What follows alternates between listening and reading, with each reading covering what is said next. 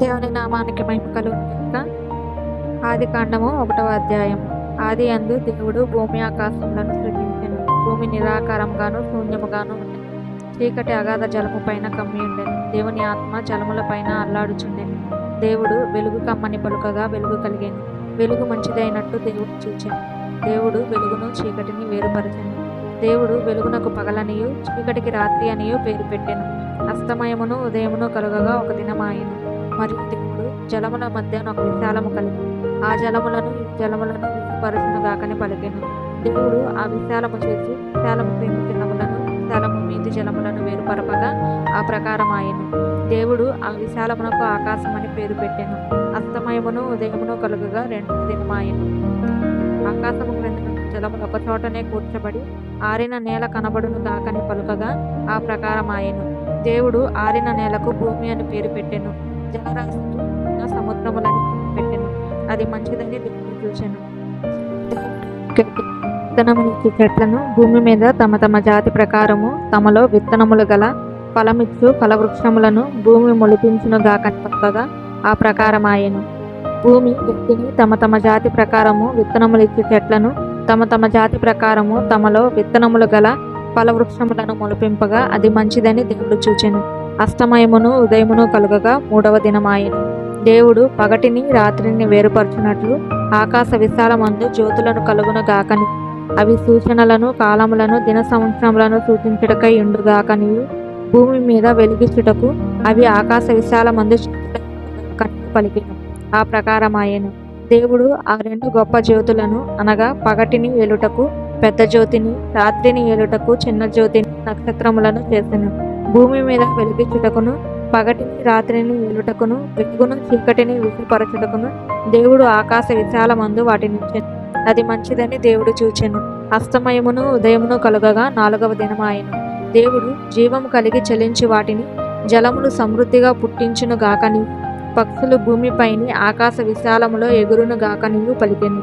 దేవుడు జలములలో వాటి వాటి జాతి ప్రకారము జలములు సమృద్ధిగా పుట్టించిన మహామత్స్యములను జీవము కలిగి చలించి వాటన్నిటిని దాని దాని జాతి ప్రకారము రెక్కల గల ప్రతి పక్షిని సృజించెను. అది మంచిదని దేవుడు చూచెను. దేవుడు మీరు ఫలించి అభివృద్ధి పొంది సముద్ర జలములలో నిండి ఉండుడని పక్షులు భూమి మీద విస్తరించును గాకనియు వాటిని ఆశీర్వదించెను.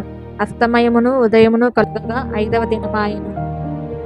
దేవుడు వాటి వాటి జాతి ప్రకారము జీవం గల వాటిని అనగా వాటి వాటి జాతి ప్రకారము పశువులను పురుగులను అడవి జంతువులను భూమి పుట్టించును గాకని పలికెను.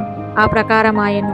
దేవుడు ఆయా జాతుల ప్రకారము అడవి జంతువులను ఆయా జాతుల ప్రకారము పశువులను ఆయా జాతుల ప్రకారము ప్రాకు ప్రతి పురుగును చేసెను. అది మంచిదని దేవుడు చూచెను. దేవుడు మన స్వరూపమందు మన పోలిక చొప్పున నరులను చేయుదము. వారు సముద్రపు చేపలను ఆకాశ పక్షులను పశువులను సమస్త భూమి మీద ప్రాకు ప్రతి జంతువును ఏలుదురు గాకనియు పలికెను. దేవుడు తన స్వరూపమందు నరుని సృజించెను. దేవుని స్వరూపమందు వారిని సృజించెను. స్త్రీనిగాను పురుషునిగాను వారిని సృజించెను. దేవుడు వారిని ఆశీర్వదించెను. ఎట్లనగా మీరు ఫలించి అభివృద్ధి పొంది విస్తరించి భూమిని నిండించి దానిని లోపరుచుకొనిడి. సముద్రపు చేపలను ఆకాశ పక్షులను భూమి మీద ప్రాకు ప్రతి జీవిని వారితో చెప్పెను. దేవుడు ఇదిగో భూమి మీదనున్న విత్తనములిచ్చు ప్రతి చెట్టును విత్తనములిచ్చు వృక్ష ఫలము గల ప్రతి వృక్షమును మీకు ఇచ్చి ఉన్నాను. అవి మీకు ఆహారమగును. భూమి మీద నుండు జంతువులన్నిటికీ ఆకాశ పక్షులన్నిటికీ భూమి మీద ప్రాకు సమస్త జీవులకును పచ్చని చెట్లన్నీ ఆహారమగునని పలికెను. ఆ ప్రకారమాయెను. దేవుడు తాను చేసినది యావత్తును చూచినప్పుడు అది చాలా మంచిదిగా ఉండెను. అస్తమయమును ఉదయమును కలుగగా 6వ దినమాయెను. 2వ అధ్యాయము. ఆకాశమును భూమియు వాటిలోనున్న సమస్త సమూహమును సంపూర్తి చేయబడెను. దేవుడు తాను చేసిన తన పని 6వ దినములోగా సంపూర్తి చేసి తాను చేసిన తన పని అంతటి నుండి 7వ దినమున విశ్రమించెను. కాబట్టి దేవుడు ఆ 7వ దినమును ఆశీర్వదించి పరిశుద్ధపరచెను. దానిలో దేవుడు తాను చేసినట్టు సృజించినట్టు తన పని అంతటి నుండి విశ్రమించెను. దేవుడైన యెహోవా భూమిని ఆకాశమును చేసిన దినమందు భూమాకాశమును సృజింపబడినప్పుడు వాటి వాటి ఉత్పత్తి క్రమము ఇది. అది వరకు పొలమందలి ఏ పొదయు భూమి మీద ఉండలేదు. పొలమందలి చెట్టును మొలవలేదు. వాన కురిపించలేదు. నేలను సేద్యపరచుటకు నరుడు. అయితే ఆవిరి భూమి నుండి నేల అంతటిని తడిపెను. దేవుడైన యెహోవా నేల మండుతున్న వాని నాసికారంధ్రములలో జీవవాయువును ఊదగా నరుడు జీవాత్మ ఆయెను. దేవుడైన యెహోవా తూర్పున ఏదెను ఒక తోట వేసి తాను నిర్మించిన నరుని దానిలో ఉంచెను. మరియు దేవుడైన యెహోవా చూపునకు రమ్యమైనది ఆహారమునకు మంచిదియునైన ప్రతి వృక్షమును ఆ తోట మధ్యను జీవవృక్షమును మంచి చెడ్డల తెలివినిచ్చు వృక్షమును నేల నుండి మొలిపించెను. మరియు ఆ తోటను తడుపుటకు ఏదెను నుండి ఒక నది బయలుదేరి అక్కడ నుండి చీలిపోయి 4 శాఖలాయెను. మొదటి దాని పేరు పీషోను. అది హవీలా దేశమంతటి చుట్టూ పారుచున్నది. అక్కడ బంగారమున్నది. ఆ దేశపు బంగారము శ్రేష్టమైనది. అక్కడ బోలమును గోమేధికములను దొరుకును. రెండవ నది పేరు గీహోను. అది కూషు దేశమంతటి చుట్టూ పారుచున్నది. మూడవ నది పేరు హిద్దెకేలు. అది అశ్షూరు తూర్పు వైపున పారుచున్నది. నాలుగవ నది యూఫ్రటీసు. మరియు దేవుడైన యెహోవా నరుని తీసుకొని ఏదెను తోటను సేద్యపరచుటకును దాని కాచుటకును దానిలో ఉంచెను. మరియు దేవుడైన యెహోవా, ఈ తోటలోనున్న ప్రతి వృక్ష ఫలములను నీవు నిరభ్యంతరముగా తినవచ్చును. అయితే మంచి చెడ్డల తెలివినిచ్చు వృక్ష ఫలములను తినకూడదు. నీవు వాటిని తిను దినమున నిశ్చయముగా చచ్చెదవని నరునికి ఆజ్ఞాపించెను. మరియు దేవుడైన యెహోవా, నరుడు ఒంటరిగా నుండుట మంచిది కాదు. వానికి సాటి అయిన సహాయమును వాని కొరకు చేయుదుననుకొనెను. దేవుడైన యెహోవా ప్రతి భూజంతువును ప్రతి ఆకాశ పక్షిని నేల నుండి ఆదాము వాటికి పేరు పెట్టునో చూచుటకు అతని యొద్దకు వాటిని రప్పించెను. జీవము గల ప్రతి దానికి ఆదాము ఏ పేరు పెట్టెనో ఆ పేరు దానికి కలిగెను. అప్పుడు ఆదాము సమస్త పశువులకును ఆకాశ పక్షులకును సమస్త భూజంతువులకును పేరు పెట్టెను. అయినను ఆదామునకు సాటి అయిన సహాయము అతనికి లేకపోయెను. అప్పుడు దేవుడైన యెహోవా ఆదామునకు గాఢ నిద్ర కలుగజేసి అతడు నిద్రించినప్పుడు అతని పక్కటెముకలలో ఒక దానిని తీసి ఆ చోటును మాంసముతో పూడ్చివేసెను. తరువాత దేవుడైన యెహోవా తాను ఆదాము నుండి తీసిన ప్రక్కటెముకను ఆమెను ఆదాము వద్దకు తీసుకొని వచ్చెను. అప్పుడు ఆదాము ఇట్లనెను, నా ఎముకలలో ఒక ఎముక, నా మాంసములలో మాంసము. ఇది నరునిలో నుండి తీయబడిన గనుక నారి అనబడును. కాబట్టి పురుషుడు తన తండ్రిని తన తల్లిని విడిచి తన భార్యను హత్తుకొనును. వారు ఏక శరీరమై ఉందురు. అప్పుడు ఆదాము తన భార్య వారిద్దరును దిగంబరులుగా నుండి అయితే వారు సిగ్గు ఎరుగక ఉండి. 3వ అధ్యాయము. దేవుడైన యెహోవా చేసిన సమస్త భూజంతువులలో సర్పము యుక్తి గలదై ఉండెను. అది ఆ స్త్రీతో, ఇది నిజమా? ఈ తోట చెట్లలో దేని ఫలములనైనను తినకూడదని చెప్పెనా అని అడిగాను. అందుకు స్త్రీ, ఈ తోట చెట్ల ఫలములను మేము తినవచ్చును. అయితే తోట మధ్యనున్న చెట్టు ఫలములను గూర్చి దేవుడు మీరు చావకుండానట్లు వాటిని తినకూడదని వాటిని ముట్టకూడదని చెప్పానని సర్పముతో అనెను. అందుకు సర్పము, మీరు చావనే చావరు. ఎలయనగా మీరు వాటిని తిను దినమున మీ కన్నులు తెరవబడునని మీరు మంచి చెడ్డలను ఎరిగిన వారి దేవతల వలె ఉందురని దేవునికి తెలియనని స్త్రీతో చెప్పగా, స్త్రీ ఆ వృక్షము ఆహారమునకు మంచి కన్నులకు అందమైనది వెక్కమిచ్చి రమ్యమైనది చూసినప్పుడు ఆమె దాని ఫలములలో కొన్ని తీసుకొని తిని తనతో పాటు తన భర్తకును ఇచ్చెను. అతడు కూడా తినెను. అప్పుడు వారిద్దరి కన్నులు తెరవబడెను. వారు తాము దిగంబరులమని తెలుసుకొని అంజూరపు ఆకులు కుట్టి తమకు కచ్చడములను చేసుకొనిరి. తెల్లపూటను ఆదామును అతని భార్యయు తోటలో సంచరించుచున్న దేవుడైన యెహోవా స్వరమును విని దేవుడైన యెహోవా ఎదుటికి రాకుండా తోట చెట్ల మధ్యను దాగుకొనగా దేవుడైన యెహోవా ఆదామును పిలిచి, నీవు ఎక్కడున్నావనెను. అందుకు అతడు, నేను తోటలో నీ స్వరము వినినప్పుడు దిగంబరిగా ఉంటిని గనుక భయపడి దాగుకొంటినెను. అందుకు ఆయన, నీవు దిగంబరివని నీకు తెలిపిన వాడెవడు? నీవు తినకూడదని ఆజ్ఞాపించిన వృక్ష ఫలములను తింటివా అని అడిగాను. అందుకు ఆదాము, నాతో నుండుటకు నీవు నాకిచ్చిన ఈ స్త్రీయే ఆ వృక్ష ఫలములు కొన్ని నాకు ఇయ్యగా నేను తింటినెను. అందుకు దేవుడైన యెహోవా స్త్రీతో అడగగా, స్త్రీ, సర్పము నన్ను మోసపుచ్చినందున తింటినెను. అందుకు దేవుడైన యెహోవా సర్పముతో, నీవు దీన్ని చేసినందున పశువులన్నిటిలోనూ భూజంతువులన్నిటిలోనూ ఇవ్వబడిన దానవై నీ కడుపుతో ప్రాకుచు నీవు బ్రతుకు దినములన్నీ మన్ను తిందువు. మరియు నీకును స్త్రీకును నీ సంతానమునకును ఆమె సంతానమునకు వైరము కలుగజేసేదను. అది నిన్ను తల మీద కొట్టును, నీవు దానిని మడిమ మీద కొట్టుదువని చెప్పెను. ఆయన స్త్రీతో, నీ ప్రయాసమును నీ గర్భవేదనను నేను వేదనతో పిల్లలను కందువు. నీ భర్త ఎడల నీకు వాంఛ కలుగును. అతడు నిన్ను ఏలునని చెప్పెను. ఆయన ఆదాముతో, నీవు నీ భార్య మాట విని తినవద్దని ఆజ్ఞాపించిన వృక్ష ఫలములు తిని గనుక నీ నిమిత్తము నేల శపింపబడి ఉన్నది. ప్రయాసముతోని నీ బ్రతుకు దినములన్నీ దాని పంట తిందువు. అది ముండ్ల తుప్పలను గచ్చ పొదలను నీకు మొలిపించును. పొలములోని పంట తిందువు. నీవు నేలకు తిరిగి చేరే వరకు ముఖపు చెమట కాచి ఆహారము తిందువు. ఏలయనగా నిలబడి మన్ను కనుక తిరిగి మన్నైపోదువని చెప్పాను. ఆదాము తన భార్యకు హవ్వ అని పేరు పెట్టెను. ఏలయనగా ఆమె జీవము గల ప్రతి వానికిని తల్లి. దేవుడు యెహోవా ఆదామునకును అతని భార్యకును చర్మపు చొక్కాయిలను చేయించి వారికి తొడిగించెను. అప్పుడు దేవుడైన యెహోవా, ఇదిగో మంచి చెడ్డలను ఎరుగునట్లు ఆదాము మనలో ఒకని వంటి వాడాయి. కాబట్టి అతడు ఒకవేళ తన చెయ్యి చాచి జీవవృక్ష ఫలమును కూడా తీసుకొని తిని నిరంతరము జీవించునేమో అని దేవుడైన యెహోవా అతడు నిలబడిన దాన్ని సేద్యపరచుటకును ఏదైనా తోటలో నుండి అతన్ని పంపివేశాను. అప్పుడు ఆయన ఆదామును వెళ్ళగొట్టి ఏదైనా తోటకు తూర్పు దిక్కున కెరూబులను జీవవృక్షమునకు పోవు మార్గమును కాచుటకు ఇటు అటు తిరుగుచున్న ఖడ్గజ్వాలను నిలవబెట్టెను.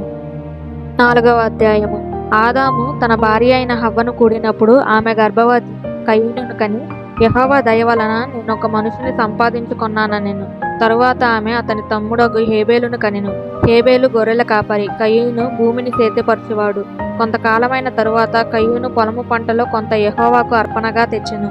హేబేలు కూడా తన మందలో తొలుచూలున పుట్టిన వాటిలో క్రొవ్విన వాటిని కొన్ని తెచ్చెను. యెహోవా హేబేలును అతని అర్పణను లక్ష్యపెట్టెను. కయీనును అతని అర్పణను ఆయన లక్ష్యపెట్టలేదు. కాబట్టి కయీనుకు మిక్కిలి కోపము వచ్చి అతడు తన ముఖము చిన్నబుచ్చుకొనగా, యెహోవా కయీనుతో, నీకు కోపమేలా? ముఖము చిన్నబుచ్చుకొని ఉన్నావేమి? నువ్వు సత్క్రియ చేసిన ఎడల తలనెత్తుకొనవా? సత్క్రియ చేయని ఎడల వాకిట పాపము పొంచియుండును. నీ ఎడల దానికి వాంఛ కలుగును. నువ్వు దానిని ఏలుదువనెను. కయీను తన తమ్ముడైన హేబేలుతో మాటలాడి, వారు పొలంలో ఉన్నప్పుడు కయీను తన తమ్ముడైన హేబేలు మీద పడి అతన్ని చంపెను. యెహోవా, నీ తమ్ముడైన హేబేలు ఎక్కడున్నాడని కయీనును అడగగా, అతడు, అడుగను, నా తమ్ముని కావలి వాడినా అని. అప్పుడు ఆయన, నీవు చేసిన పని ఏమిటి? నీ తమ్ముని రక్తము యొక్క స్వరము నేలలో నాకు మొరపెట్టుతుంది. కావున నీ తమ్ముని రక్తమును చేతిలో నుండి పుచ్చుకొనుటకు నోరు తెరచిన ఈ నేల మీద ఉండకుండా నీవు శపింపబడిన వాడవు. నువ్వు నేలను సేద్యపరచినప్పుడు అది తన సారమును ఇక మీదట నీకు ఇయ్యదు. నువ్వు భూమి మీద దిగులు పడుచు దేశ దిమ్మరివై ఉండువని. అందుకు కయీను, నా దోష శిక్ష నేను భరింపలేనంత గొప్పది. నేడు ఈ ప్రదేశము నుండి నన్ను వెళ్ళగొట్టితివి. నీ సన్నిధికి రాకుండా వెలివేయబడి దిగులు పడుచు భూమి మీద దేశ దిమ్మరినై ఉందును. కావున నన్ను కనుగొను వాడెవడో వాడు నన్ను చంపునని యెహోవాతో అనెను. అందుకు యెహోవా అతనితో, కాబట్టి ఎవడైనను కయీనును చంపిన ఎడల వానికి ప్రతిదండన 7 అంతలు కలుగుననెను. మరియు ఎవడైనను కయీనును కనుగొని అతనిని చంపక ఎండునట్లు యెహోవా అతనికి ఒక గురుతు వేసెను. అప్పుడు కయీను యెహోవా సన్నిధిలో నుండి బయలుదేరి తూర్పు దిక్కున నోదు దేశంలో కాపురముండెను. కయీను తన భార్యను కూడినప్పుడు ఆమె గర్భవతి హానోకును కనెను. అప్పుడు అతడు ఒక ఊరు కట్టించి ఆ ఊరికి తన కుమారుని పేరును బట్టి హానోక్ అను పేరు పెట్టెను. హానోకుకు ఇరాదు పుట్టెను. ఇరాదు మహూయాయేలును కనెను. మహూయాయేలు మతూషాయేలును కనెను. మతూషాయేలు లెమెకును కనెను. లెమెకు 2 స్త్రీలను పెండ్లి చేసుకొనెను. వారిలో ఒకదాని పేరు ఆదా, రెండవ దాని పేరు సిల్లా. ఆదా యాబాలును కనెను. అతడు పశువులు గలవాడే గుడారములలో నివసించే వారికి మూల పురుషుడు. అతని సహోదరుని పేరు యూబాలు. ఇతడు సితారాను సానికను వాడుక చేయు వారందరికీ మూల పురుషుడు. మరియు సిల్లా తుబల్కాయీనును కనెను. అతడు పదును గల రాగి పనిముట్లన్నిటినీ ఇనుప పనిముట్లన్నిటినీ చేయువాడు. తుబల్కాయీను సహోదరి పేరు నయామా. లెమెకు తన భార్యలతో, ఓ ఆదా, ఓ సిల్లా, నా పలుకు వినుడి. లెమెకు భార్యలారా, నా మాట ఆలకించుడు. నన్ను గాయపరిచినందుకే ఒక మనుషుని చంపితిని. నన్ను దెబ్బ కొట్టినందుకే ఒక పడుచువాని చంపితిని. 7 అంతల ప్రతిదండన కయీను కోసము వచ్చిన ఎడల లెమెకు కోసము 77 అంతలు వచ్చుననెను. ఆదాము మరలా తన భార్యను కూడినప్పుడు ఆమె కుమారుని కని, కయీను చంపిన హేబేలునకు ప్రతిగా దేవుడు నాకు మరి ఒక సంతానమును నియమించననుకొని అతనికి షేతు అను పేరు పెట్టెను. మరియు షేతునకు కూడా కుమారుడు పుట్టెను. అతనికి ఎనోష్ అని పేరు పెట్టెను. అప్పుడు యెహోవా నామమున ప్రార్థన చేయుట ఆరంభమైనది. 5వ అధ్యాయం. ఆదాము వంశావళి గ్రంథము ఇదే. దేవుడు ఆదామును సృజించిన దినమున దేవుని పోలికగా అతన్ని చేసెను. మగవానిగాను ఆడుదానిగాను వారిని సృజించి వారు సృజింపబడిన దినమున వారిని ఆశీర్వదించి వారికి నరులని పేరు పెట్టెను. ఆదాము 130 ఏళ్ళు బ్రతికి తన పోలికగా తన స్వరూపమున కుమారుని కని అతనికి షేతు అను పేరు పెట్టెను. షేతును కనిన తరువాత ఆదాము బ్రతికిన దినములు 800 ఏళ్ళు. అతడు కుమారులను కుమార్తెలను కనెను. ఆదాము బ్రతికిన దినములన్నీ 930 ఏండ్లు. అప్పుడు అతడు మృతి పొందెను. షేతు 105 ఏండ్లు బ్రతికి ఎనోషును కనెను. ఎనోషును కనిన తరువాత షేతు 807 ఏండ్లు బ్రతికి కుమారులను కుమార్తెలను కనెను. షేతు బ్రతికిన దినములన్నీ 912 ఏండ్లు. అప్పుడు అతడు మృతి పొందెను. ఎనోషు 90 సంవత్సరములు బ్రతికి కేయినానును కనెను. కేయినానును కనిన తరువాత ఎనోషు 815 బ్రతికి కుమారులను కుమార్తెలను కనెను. ఎనోషు దినములన్నీ 905 ఏండ్లు. అప్పుడు అతడు మృతి పొందెను. కేయినాను 70 ఏండ్లు బ్రతికి మహలలేలును కనెను. మహలలేలును కనిన తరువాత కేయినాను 840 ఏండ్లు బ్రతికి కుమారులను కుమార్తెలను కనెను. కేయినాను దినములన్నీ 910 ఏండ్లు. అప్పుడు అతడు మృతి పొందెను. మహలలేలు 65 ఏండ్లు బ్రతికి కనెను. యెరెదును కనిన తరువాత మహలలేలు 930 ఏండ్లు బ్రతికి కుమారులను కుమార్తెలను కనెను. మహలలేలు దినములన్నీ 995 ఏండ్లు. అప్పుడు అతడు మృతి పొందెను. యెరెదు 162 ఏండ్లు బ్రతికి హనోకును కనెను. హనోకును కనిన తరువాత యెరెదు 800 ఏండ్లు బ్రతికి కుమారులను కుమార్తెలను కనెను. యెరెదు దినములన్నీ 962 ఏండ్లు. అప్పుడు అతడు మృతి పొందెను. హనోకు 65 ఏండ్లు బ్రతికి మెతూషెలను కనెను. హనోకు మెతూషెలను కనిన తరువాత 300 ఏండ్లు దేవునితో నడుచుచు కుమారులను కుమార్తెలను కనెను. హనోకు దినములన్నీ 365. హనోకు దేవునితో నడిచిన తరువాత దేవుడు అతన్ని తీసుకొని పోయెను గనుక అతడు లేకపోయెను. మెతూషెల 180 ఏండ్లు బ్రతికి లెమెకును కనెను. లెమెకును కనిన తరువాత 782 ఏండ్లు బ్రతికి కుమారులను కుమార్తెలను కనెను. మెతూషెల దినములన్నీ 969. అప్పుడు అతడు మృతి పొందెను. లెమెకు 182 ఏండ్లు బ్రతికి ఒక కుమారుని కని భూమిని యెహోవా శపించినందువలన కలిగిన మన చేతుల కష్టము విషయములోను మన పని విషయములోను ఇతడు మనకు నెమ్మది కలుగుచేయుననుకొని అతనికి నోవాహు అని పేరు పెట్టెను. లెమెకు నోవాహును కనిన తరువాత 195 ఏండ్లు బ్రతికి కుమారులను కుమార్తెలను కనెను. లెమెకు దినములన్నీ 770. అప్పుడు అతడు మృతి పొందెను. నోవాహు 500 ఏండ్లు గలవాడే షేమును హామును యాపేతును కనెను. 6వ అధ్యాయం. నరులు భూమి మీద విస్తరింపనారంభించిన తరువాత కుమార్తెలు వారికి పుట్టినప్పుడు దేవుని కుమారులు నరుల కుమార్తెలు చక్కని వారని చూచి వారందరిలో తమకు మనసు వచ్చిన స్త్రీలను వివాహము చేసుకొనిరి. అప్పుడు యెహోవా, నా ఆత్మ నరులతో ఎల్లప్పుడూ వాదించదు. వారు తమ అక్రమ విషయంలో నరమాతృలై ఉన్నారు. అయినను వారి దినములు 120 ఏండ్లగునను. ఆ దినములలో నెఫీలీలను వారు భూమి మీద నుండిరి, తరువాతను ఉండిరి. దేవుని కుమారులు నరుల కుమార్తెలతో పోయినప్పుడు వారికి పిల్లలను కనిరి. పూర్వకాలమందు పేరు పొందిన సూరులు వీరే. నరుల చెడుతనము భూమి మీద గొప్పదని వారి హృదయం యొక్క తలంపులలోని ఊహ అంతయు ఎల్లప్పుడూ కేవలము చెడ్డదనియు యెహోవా చూచి తాను భూమి మీద నరులను చేసినందుకు యెహోవా సంతాపము నుండి తన హృదయంలో నొచ్చుకొనెను. అప్పుడు యెహోవా, నేను సృజించిన నరులను నరులతో కూడా జంతువులను పురుగులను ఆకాశ పక్షాదులను భూమి మీద నుండకుండా తుడిచివేయుదును. ఏలైనగా నేను వారిని సృష్టించినందుకు సంతాపం నొంది ఉన్నానని. అయితే నోవాహు యెహోవా దృష్టి యందు కృప పొందిన వాడాయెను. నోవాహు వంశావళి ఇదే. నోవాహు నీతిపరుడును తన తరములో నిందారహితుడనై ఉండెను. నోవాహు దేవునితో కూడా నడిచినవాడు. షేము హాము యాపేతను 3 కుమారులను నోవాహు కనెను. భూలోకము దేవుని సన్నిధి చెడిపోయి ఉండెను. భూలోకము బలాత్కారముతో నిండి ఉండెను. దేవుడు భూలోకమును చూసినప్పుడు అది చెడిపోయి ఉండెను. భూమి మీద సమస్త శరీరులు తమ మార్గమును చెరిపివేసుకొని ఉండెను. దేవుడు నోవాహుతో, సమస్త శరీరుల మూలముగా భూమి బలాత్కారముతో నిండి ఉన్నది గనుక నా సన్నిధిని వారి అంతము వచ్చి ఉన్నది. ఇదిగో, వారిని భూమితో కూడా నాశనము చేయుదును. చితిసారకపు మ్రానుతో నీ కొరకు ఓడను చేసుకొనుము. అరలు పెట్టి ఆ ఓడను చేసి లోపటను వెలుపటను దానికి పూయవలెను. నీవు దాన్ని చేయవలసిన విధమిది. ఆ ఓడ 300 మూరల పొడుగును 50 మూరల వెడల్పును 30 మూరల ఎత్తును గలదై ఉండవలెను. ఆ ఓడనుకు కిటికీ చేసి పైనుండి 3 కిందికి దాన్ని ముగించవలెను. ఓడ తలుపు దాని పక్కన ఉంచవలెను. కింది అంతస్తు 2వ అంతస్తు 3వ అంతస్తు గలదిగా దాన్ని చేయవలెను. ఇదిగో, నేను జీవవాయువు గల సమస్త శరీరులను ఆకాశము క్రింద నుండకుండా నాశనము చేయుటకు భూమి మీదకి జల ప్రవాహమును రప్పించుచున్నాను. లోకమందున్న సమస్తమును చనిపోవును. అయితే నీతో నా నిబంధనను స్థిరపరచుదును. నీవును నీతో కూడా నీ కుమారులను, నీ భార్యయు, నీ కోడండును ఆ ఓడలో ప్రవేశింపవలెను. మరియు నీతో కూడా వాటిని బ్రతికించి ఉంచుకొనుటకు సమస్త జీవులలో అనగా సమస్త శరీరాల యొక్క ప్రతి జాతిలోనివి 2 చొప్పున ఓడలోనికి తేవలెను. వాటిలో మగదియు ఆడదియు ఉండవలెను.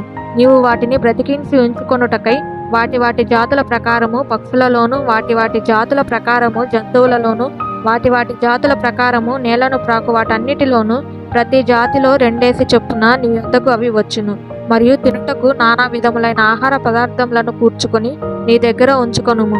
అవి నీకును వాటికిని ఆహారమగునని చెప్పెను. నోవాహు అట్లు చేసెను. దేవుడు అతనికి ఆజ్ఞాపించిన ప్రకారము యావత్తు చేసెను. 7వ అధ్యాయము. యెహోవా, ఈ తరము వారిలో నీవే నా ఎదుట నీతిమంతుడవై ఉండుట చూచితిని గనుక నీవును నీ ఇంటివారును ఓడలో ప్రవేశించుడి. పవిత్ర జంతువులలో ప్రతి జాతి పోతులు 7ను, పెంటులు 7ను, పవిత్రములు కాని జంతువులలో ప్రతి జాతి పోతును, పెంటియు 2ను, ఆకాశ పక్షులలో ప్రతి జాతి మగవి 7ను, ఆడవి 7ను. నువ్వు భూమి అంతటి మీద సంతతిని జీవముతో కాపాడునట్లు నీ యొద్ద ఉంచుకొనుము. ఎందుకనగా ఇంకను 7 దినములకు నేను 40 పగళ్లను 40 రాత్రులను భూమి మీద వర్షము కురిపించి నేను చేసిన సమస్త జీవరాశులను భూమి మీద ఉండకుండా తుడిచివేయును నోవాహుతో చెప్పెను. తనకు యెహోవా ఆజ్ఞాపించిన ప్రకారము నోవాహు యావత్తును చేసెను. ఆ జల ప్రవాహము భూమి మీదకి వచ్చినప్పుడు నోవాహు 600 ఏండ్లవాడు. అప్పుడు నోవాహును అతనితో కూడా అతని కుమారులను, అతని భార్యయు, అతని కోడండ్రును ఆ ప్రవాహ జలములను తప్పించుకొనుటకై ఆ ఓడలో ప్రవేశించిరి. దేవుడు నోవాహునకు ఆజ్ఞాపించిన ప్రకారము పవిత్ర జంతువులలోను, అపవిత్ర జంతువులలోను, పక్షులలోను, నేలను ప్రాకు వాటన్నిటిలోను మగది ఆడది జతలు జతలుగా ఓడలోనున్న నోవాహు నొద్దకు చేరెను. 7 దినములైన తరువాత ఆ ప్రవాహ జలములు భూమి మీదకి వచ్చెను. నోవాహు వయస్సు యొక్క 600 సంవత్సరము 2వ నెల 17వ దినమున మహాగాధ జలముల ఓటలన్నీ విడబడి ఆకాశపు తూములు విప్పబడెను. 40 పగళ్లను 40 రాత్రులను ప్రచండ వర్షము భూమి మీద కురిసెను. ఆ దినమందే నోవాహును, నోవాహు కుమారులకు షేమును, హామును, యాపేతును, నోవాహు భార్యయు, వారితో కూడా అతని 3 కోడండ్రును ఆ ఓడలో ప్రవేశించిరి. వీరే కాదు, ఆయా జాతుల ప్రకారము ప్రతి మృగమును, ఆయా జాతుల ప్రకారము ప్రతి పశువును, ఆయా జాతుల ప్రకారము నేల మీద ప్రాకు ప్రతి పురుగును, ఆయా జాతుల ప్రకారము ప్రతి పక్షి, నానా విధములైన రెక్కలు గల ప్రతి పిట్టయు ప్రవేశించెను. జీవాత్మ గల సమస్త శరీరులలో 2 ఓడలోనున్న నోవాహు నొద్ద ప్రవేశించెను. ప్రవేశించినవన్నీయు దేవుడు అతనికి ఆజ్ఞాపించిన ప్రకారము సమస్త శరీరులలో మగదియు ఆడదియు ప్రవేశించెను. అప్పుడు యెహోవా ఓడలో అతని మూసివేసెను. ఆ జల ప్రవాహము 40 దినములు భూమి మీద నుండగా జలములు విస్తరించి ఓడను తేలచేసినందున అది భూమి మీద నుండి పైకి లేచెను. జలములు భూమి మీద ప్రచండముగా ప్రబలి విస్తరించినప్పుడు ఓడ నీళ్ల మీద నడిచెను. ఆ ప్రచండ జలములు భూమి మీద అత్యధికముగా ప్రబలినందున ఆకాశమంతటి కిందనున్న గొప్ప పర్వతములన్నీ మునిగిపోయెను. 15 మూరల ఎత్తున నీళ్లు ప్రచండంగా ప్రబలెను గనుక పర్వతములను మునిగిపోయెను. అప్పుడు పక్షులేమి, పశువులేమి, మృగములేమి, భూమి మీద ప్రాకు పురుగులేమి, భూమి మీద సంచరించు సమస్త శరీరులేమి, సమస్త నరులేమి చచ్చిపోయిరి. పొడి నేల మీదనున్న వాటన్నిటిలోనూ నాసికా రంధ్రములలో జీవాత్మ సంబంధమైన ఊపిరి గలవన్నీ చనిపోయెను. నరులతో కూడా పశువులను, పురుగులను, ఆకాశ పక్షులను, నేల మీదనున్న జీవరాశులన్నీ తుడిచివేయబడెను. అవి భూమి మీద నుండకుండా తుడిచివేయబడెను. నోవాహును అతనితో కూడా ఆ ఓడలోనున్నవి మాత్రము మిగిలియుండెను. 150 దినముల వరకు నీళ్లు భూమి మీద ప్రచండముగా ప్రబలెను. 8వ అధ్యాయము. దేవుడు నోవాహును అతనితో కూడా ఓడలోనున్న సమస్త జంతువులను, సమస్త పశువులను జ్ఞాపకము చేసుకొనెను. దేవుడు భూమి మీద వాయువు విసిరినట్లు చేయటం వలన నీరు తగ్గిపోయెను. అగాధ జలముల ఓటలను, ఆకాశపు తూములను మూయబడెను. ఆకాశము నుండి కురియుచున్న ప్రచండ వర్షము నిలిచిపోయెను. అప్పుడు నీరు భూమి మీద నుండి క్రమక్రమముగా తీసిపోవచుండెను. 150 దినములైన తరువాత నీరు తగ్గిపోగా 7వ నెల 17వ దినమున ఓడ అరారాతు కొండల మీద నిలిచెను. నీళ్లు 10వ నెల వరకు క్రమముగా తగ్గుచూ వచ్చెను. 10వ నెల మొదటి దినమున కొండల శిఖరములు కనబడెను. 40 దినములైన తరువాత నోవాహు తాను చేసిన ఓడ కిటికీ తీసి ఒక కాకిని వెలుపలికి పోవిడిచెను. అది బయటకు వెళ్లి భూమి మీద నుండి పోగు వరకు ఇటు అటు తిరుగుచుండెను. మరియు నీళ్లు నేల మీద నుండి తగ్గినవో లేదో చూచుటకు అతడు తన యొద్ద నుండి నల్ల పావురం ఒకటి వెలుపలికి పోవిడిచెను. భూమి అంతటి మీద ఉన్నందున తన అరకాలు నిలుపుటకు దానికి స్థలము దొరకలేదు గనుక ఓడలోనున్న అతని యొద్దకు తిరిగి వచ్చెను. అప్పుడు అతడు చెయ్యి చాపి దాన్ని పట్టుకొని ఓడలోనికి తీసుకొనెను. అతడు 7 దినములు తాలి మరలా ఆ నల్ల పావురమును ఓడలో నుండి వెలుపలికి విడిచెను. సాయంకాలమున అది అతని యొద్దకు వచ్చినప్పుడు త్రుంచబడిన ఒలివ చెట్టు ఆకు దాని నోట నుండెను గనుక నీళ్లు భూమి మీద నుండి తగ్గిపోయేనని నోవాహునకు తెలిసెను. అతడింక 7 దినములు తాలి ఆ పావురమును వెలుపలికి విడిచెను. ఆ తరువాత అది అతని యొద్దకు తిరిగి రాలేదు. మరియు 601వ సంవత్సరము మొదటి నెల తొలి దినమున నీళ్లు భూమి మీద నుండి తగ్గిపోయెను. నోవాహు ఓడకప్పు తీసి చూచినప్పుడు నేల ఆరి 2వ నెల 27వ దినమున భూమి ఎండి. అప్పుడు దేవుడు, నీవును నీతో కూడా నీ భార్య, నీ కుమారులను, నీ కోడండ్రును ఓడలో నుండి బయటకు రండి. పక్షులు, పశువులు, భూమి మీద ప్రాకు ప్రతి జాతి పురుగులు మొదలైన సమస్త శరీరులలో నీతో కూడానున్న ప్రతి జంతువును వెంటబెట్టుకొని వెలుపలికి రావలెను. అవి భూమి మీద బహుగా విస్తరించి భూమి మీద ఫలించి అభివృద్ధి పొందవలనని నోవాహుతో చెప్పెను.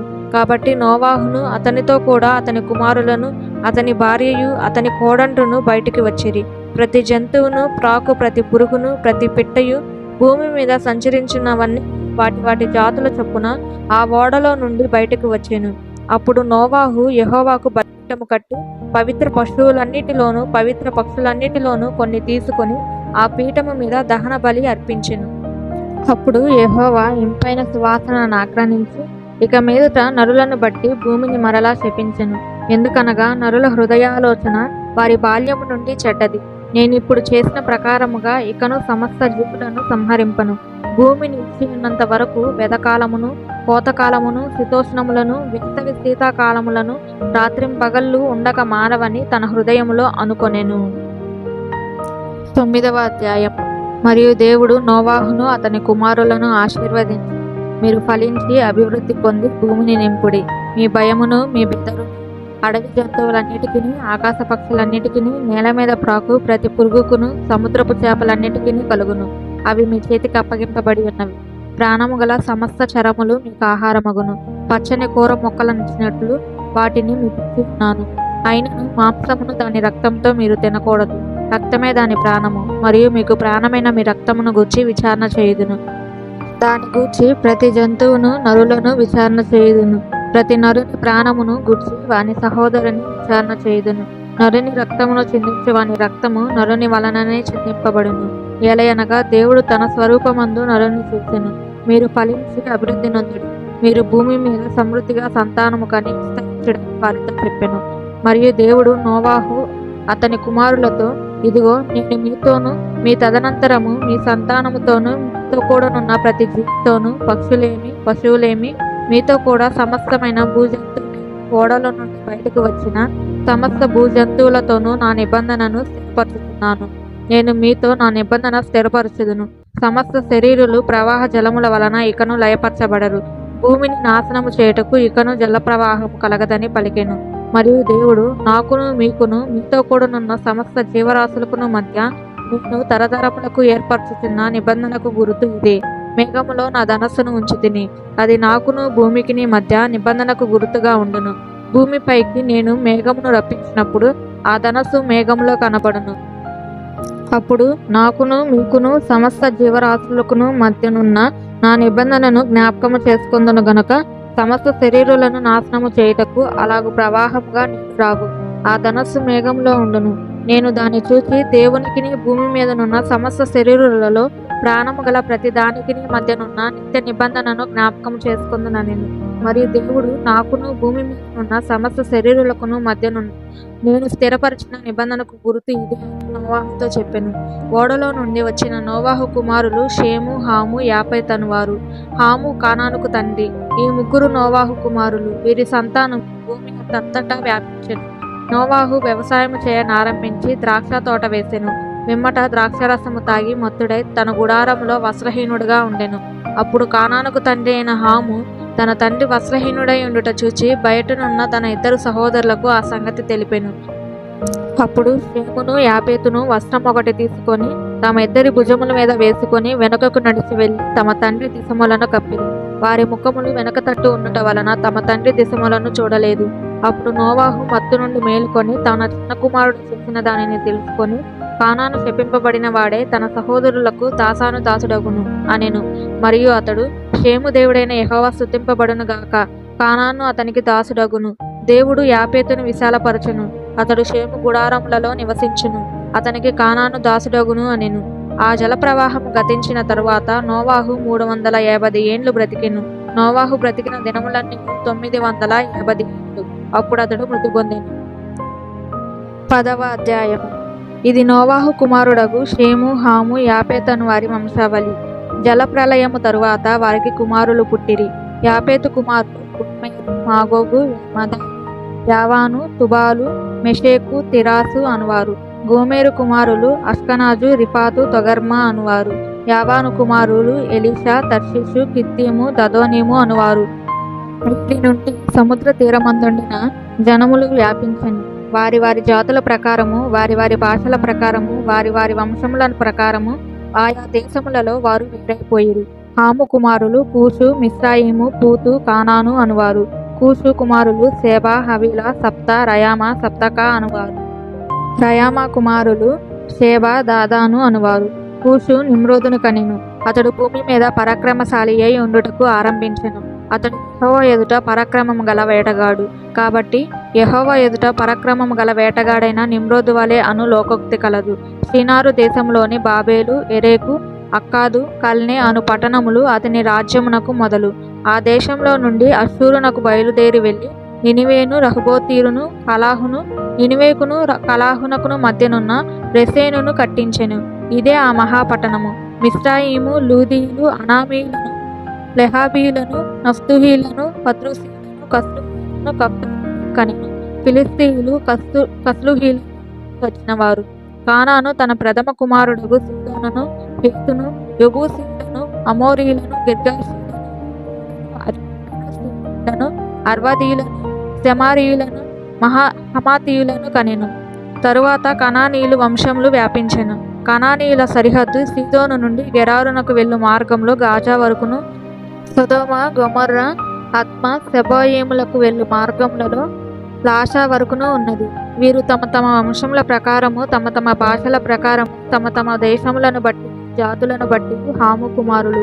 మరియు ఎబేరు యొక్క కుమారులందరికీ పితరుడును పెద్దవాడైన యాపేతు సహోదరుడునగు షేముకు కూడా సంతానము పుట్టెను. షేము కుమారులు ఏలాము, అష్షూరు, అర్పషాదు, లూదు, ఆరాము అనువారు. ఆరాము కుమారులు ఊజు, హూలు, గెతే, మాషా అనువారు. అర్పక్షాదు షేలాహును కనెను. షేలాహు ఎబేరును కనెను. ఎబేరునకు 2 కుమారులు పుట్టిరి. వారిలో ఒకని పేరు పెలేగు. ఏలయనగా అతని దినములలో భూమి దేశములుగా విభాగింపబడెను. అతని సహోదరుని పేరు యొక్తాను. యొక్తాను అల్మోదాదును, షెలాపును, హసర్మావేతును, ఎరాహును, హదోరామును, ఊజాలును, దిప్లాను, ఓబాలును, అబీమాయేలును, షేబాను, ఓఫీరును, హవీలాను, యోబాబును కనెను. వీరందరూ యొక్తాను కుమారులు. మేషా నుండి సఫారాకు వెళ్ళు మార్గములో తూర్పు కొండలు వారి నివాస స్థలము. వీరు తమ తమ వంశముల ప్రకారము, తమ తమ భాషల ప్రకారము, తమ తమ దేశములను బట్టి, తమ తమ జాతులను బట్టి కుమారులు. వారి వారి జనములలో వారి వారి సంతతుల ప్రకారము నోవాహు కుమారులు వంశములు ఇవే. జలప్రవాహము గతించిన తరువాత వీరిలో నుండి జనములు భూమి మీద వ్యాపించెను. 11వ అధ్యాయం. భూమి అంతటా ఒక్క భాషయు ఒక్క పలుకును ఉండెను. వారు తూర్పున ప్రయాణమై పోవుచుండగా షీనారు దేశమంత ఒక మైదానము వారికి కనబడెను. అక్కడ వారు నివసించి, మనము ఇటుకలు చేసి బాగుగా కాల్చుదము రండని ఒకనితో ఒకడు మాటలాడుకొనిరి. రాళ్లకు ప్రతిగా ఇటుకలను, అడుసునకు ప్రతిగా మట్టి పిల్లను వారుకుంటెను. మరియు వారు, మనము భూమి అంతటా చెదిరిపోకుండా ఒక పట్టణమును, ఆకాశమునంటూ శిఖరము గల ఒక గోపురమును కట్టుకొని పేరు సంపాదించుకొందము రండని మాటలాడుకొనగా, యెహోవా నరులు కుమారులు కట్టిన పట్టణమును, గోపురమును చూడ దిగివచ్చెను. అప్పుడు యెహోవా, ఇదిగో జనము ఒకటే, వారందరికీ భాష ఒక్కటే, వారు ఈ పని ఆరంభించున్నారు. ఇక మీదట వారు చేయదలుచు ఏ పని అయినను చేయకుండా వారికి ఆటంకమేమీ ఉండదు గనక మనము దిగిపోయి వారిలో ఒకని మాట ఒకనికి తెలియకుండా అక్కడ వారి భాషను తారుమారు చేయదము రండని అనుకొనెను. అలాగు యెహోవా అక్కడ నుండి భూమి అంతటా వారిని చెదరగొట్టెను గనక వారు ఆ పట్టణమును కట్టుట మానిరి. దానికి బాబేలు అను పేరు పెట్టిరి. ఎందుకనగా అక్కడ యెహోవా భూజనులందరి భాషను తారుమారు చేసెను. అక్కడ యెహోవా భూమి అంతటా వారిని చెదరగొట్టెను. షేము వంశావళి. షేము 100 గలవాడై జలప్రవాహం గతించిన 2 ఏళ్లకు అర్పక్షాదును కనెను. షేము అర్పక్షాదును కనిన తరువాత 700 ఏళ్ళు బ్రతికి కుమారులను కుమార్తెలను కనెను. అర్పక్షాదు 35 బ్రతికి షెలాహును కనెను. అర్పక్షాదు షెలాహును కనిన తరువాత 403 బ్రతికి కుమారులను కుమార్తెలను కనెను. షెలాహు 30 బ్రతికి ఎబేరును కనెను. షెలాహు ఎబేరును కనిన తరువాత 403 బ్రతికి కుమారులను కుమార్తెలను కనెను. ఎబేరు 34 బ్రతికి పెలేగును కనెను. ఎబేరు పెలేగును కనిన తరువాత 430 బ్రతికి కుమారులను కుమార్తెలను కనెను. పెలేగు 30 బ్రతికి రయ్యూను కనెను. పెలేగు రయ్యూను కనిన తరువాత 209 బ్రతికి కుమారులను కుమార్తెలను కనెను. రయ్యు 32 బ్రతికి సెరూగును కనెను. రయ్యు సెరూగును కనిన తరువాత 207 బ్రతికి కుమారులను కుమార్తెలను కనెను. సెరూగు 30 బ్రతికి నహోరును కనెను. సెరూగు నహూరును కనిన తరువాత 200 బ్రతికి కుమారులను కుమార్తెలను కనెను. నహోరు 29 బ్రతికి తెరాహును కనెను. నహోరు తెరాహును కనిన తరువాత 119 బ్రతికి కుమారులను కుమార్తెలను కనెను.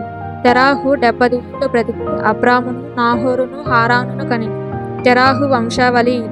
తెరాహు అబ్రామును నాహోరును హారానును కనెను. హారాను లోతును కనెను. హారాను తాను పుట్టిన దేశమందటి కల్దీల ఊరను పట్టణంలో తన తండ్రి అయిన తెరాహు కంటే ముందుగా మృతి పొందెను. అబ్రామును నాహోరును వివాహము చేసుకొనిరి. అబ్రాము భార్య పేరు శారాయి. నాహోరు భార్య పేరు మిల్కా. ఆమె మిల్కాకును ఇస్కాకును తండ్రి అయిన హారాను కుమార్తె. శారాయి గొడ్రాలై ఉండెను. ఆమెకు సంతానము లేదు. తెరాహు తన కుమారుడగు అబ్రామును తన కుమారుని కుమారుడు అనగా హారాను కుమారుడగు లోతును తన కుమారుడగు అబ్రాము భార్య అయిన శారాయి అను తన కోడలిని తీసుకొని కానానుకు వెళ్ళుటకు కల్దీల ఊరను పట్టణంలో నుండి వారితో కూడా బయలుదేరి హారాను మట్టుకు వచ్చి అక్కడ నివసించిరి. తెరాహు బ్రతికిన దినములు 205 ఏళ్ళు. తెరాహు హారానులో మృతి పొందెను. 12వ అధ్యాయము. యెహోవా, నీవు లేచి నీ దేశము నుండి నీ బంధువుల యొద్ద నీ తండ్రి ఇంటి నుండి బయలుదేరి నేను నీకు చూపించు దేశమునకు వెళ్ళి నిన్ను గొప్ప జనముగా చేసి నిన్ను ఆశీర్వదించి నీ నామమును గొప్ప చేయుదును. నీవు ఆశీర్వాదముగా నుందువు. నిన్ను ఆశీర్వదించు వారిని ఆశీర్వదించను, నిన్ను దూషించు వారిని శపించెదను. భూమి యొక్క సమస్త వంశములు నీకు ఆశీర్వదింపబడునని అబ్రాముతో అనగా యెహోవా అతనితో చెప్పిన ప్రకారము అబ్రాము వెళ్ళెను. లోతు అతనితో కూడా వెళ్ళెను. అబ్రాము హారాను నుండి బయలుదేరినప్పుడు 75 ఏళ్ళు గలవాడు. అబ్రాము తన భార్య అయిన శారాయిని తన సహోదరుని కుమారుడైన లోతును హారానులో తానును వారును అర్జించిన యావదాస్తిని వారు సంపాదించిన సమస్తమైన వారిని తీసుకొని కానాను దేశమునకు వెళ్ళుటకు బయలుదేరి కానాను దేశమునకు వచ్చేది. అప్పుడు అబ్రాము షెకెమునందరి ఒక స్థలము దాకా ఆ దేశ సంచారము చేసి మొరే దగ్గరనున్న సింధూర వృక్షమునొద్దకు చేరెను. అప్పుడు కనానీయులు ఆ దేశంలో నివసించిరి. యెహోవా అబ్రామునకు ప్రత్యక్షమై నీ సంతానమునకు ఈ దేశం ఇచ్చేదనని చెప్పగా అతడు తనకు ప్రత్యక్షమైన యెహోవాకు ఒక బలిపీఠమును కట్టెను. అక్కడ నుండి అతడు బయలుదేరి బేతేలుకు తూర్పుననున్న కొండకు చేరి పడమటనున్న బేతేలుకును తూర్పుననున్న హాయికిని మధ్యన గుడారము వేసి అక్కడ యెహోవాకు బలిపీఠమును కట్టి యెహోవా నామమున ప్రార్థన చేసెను.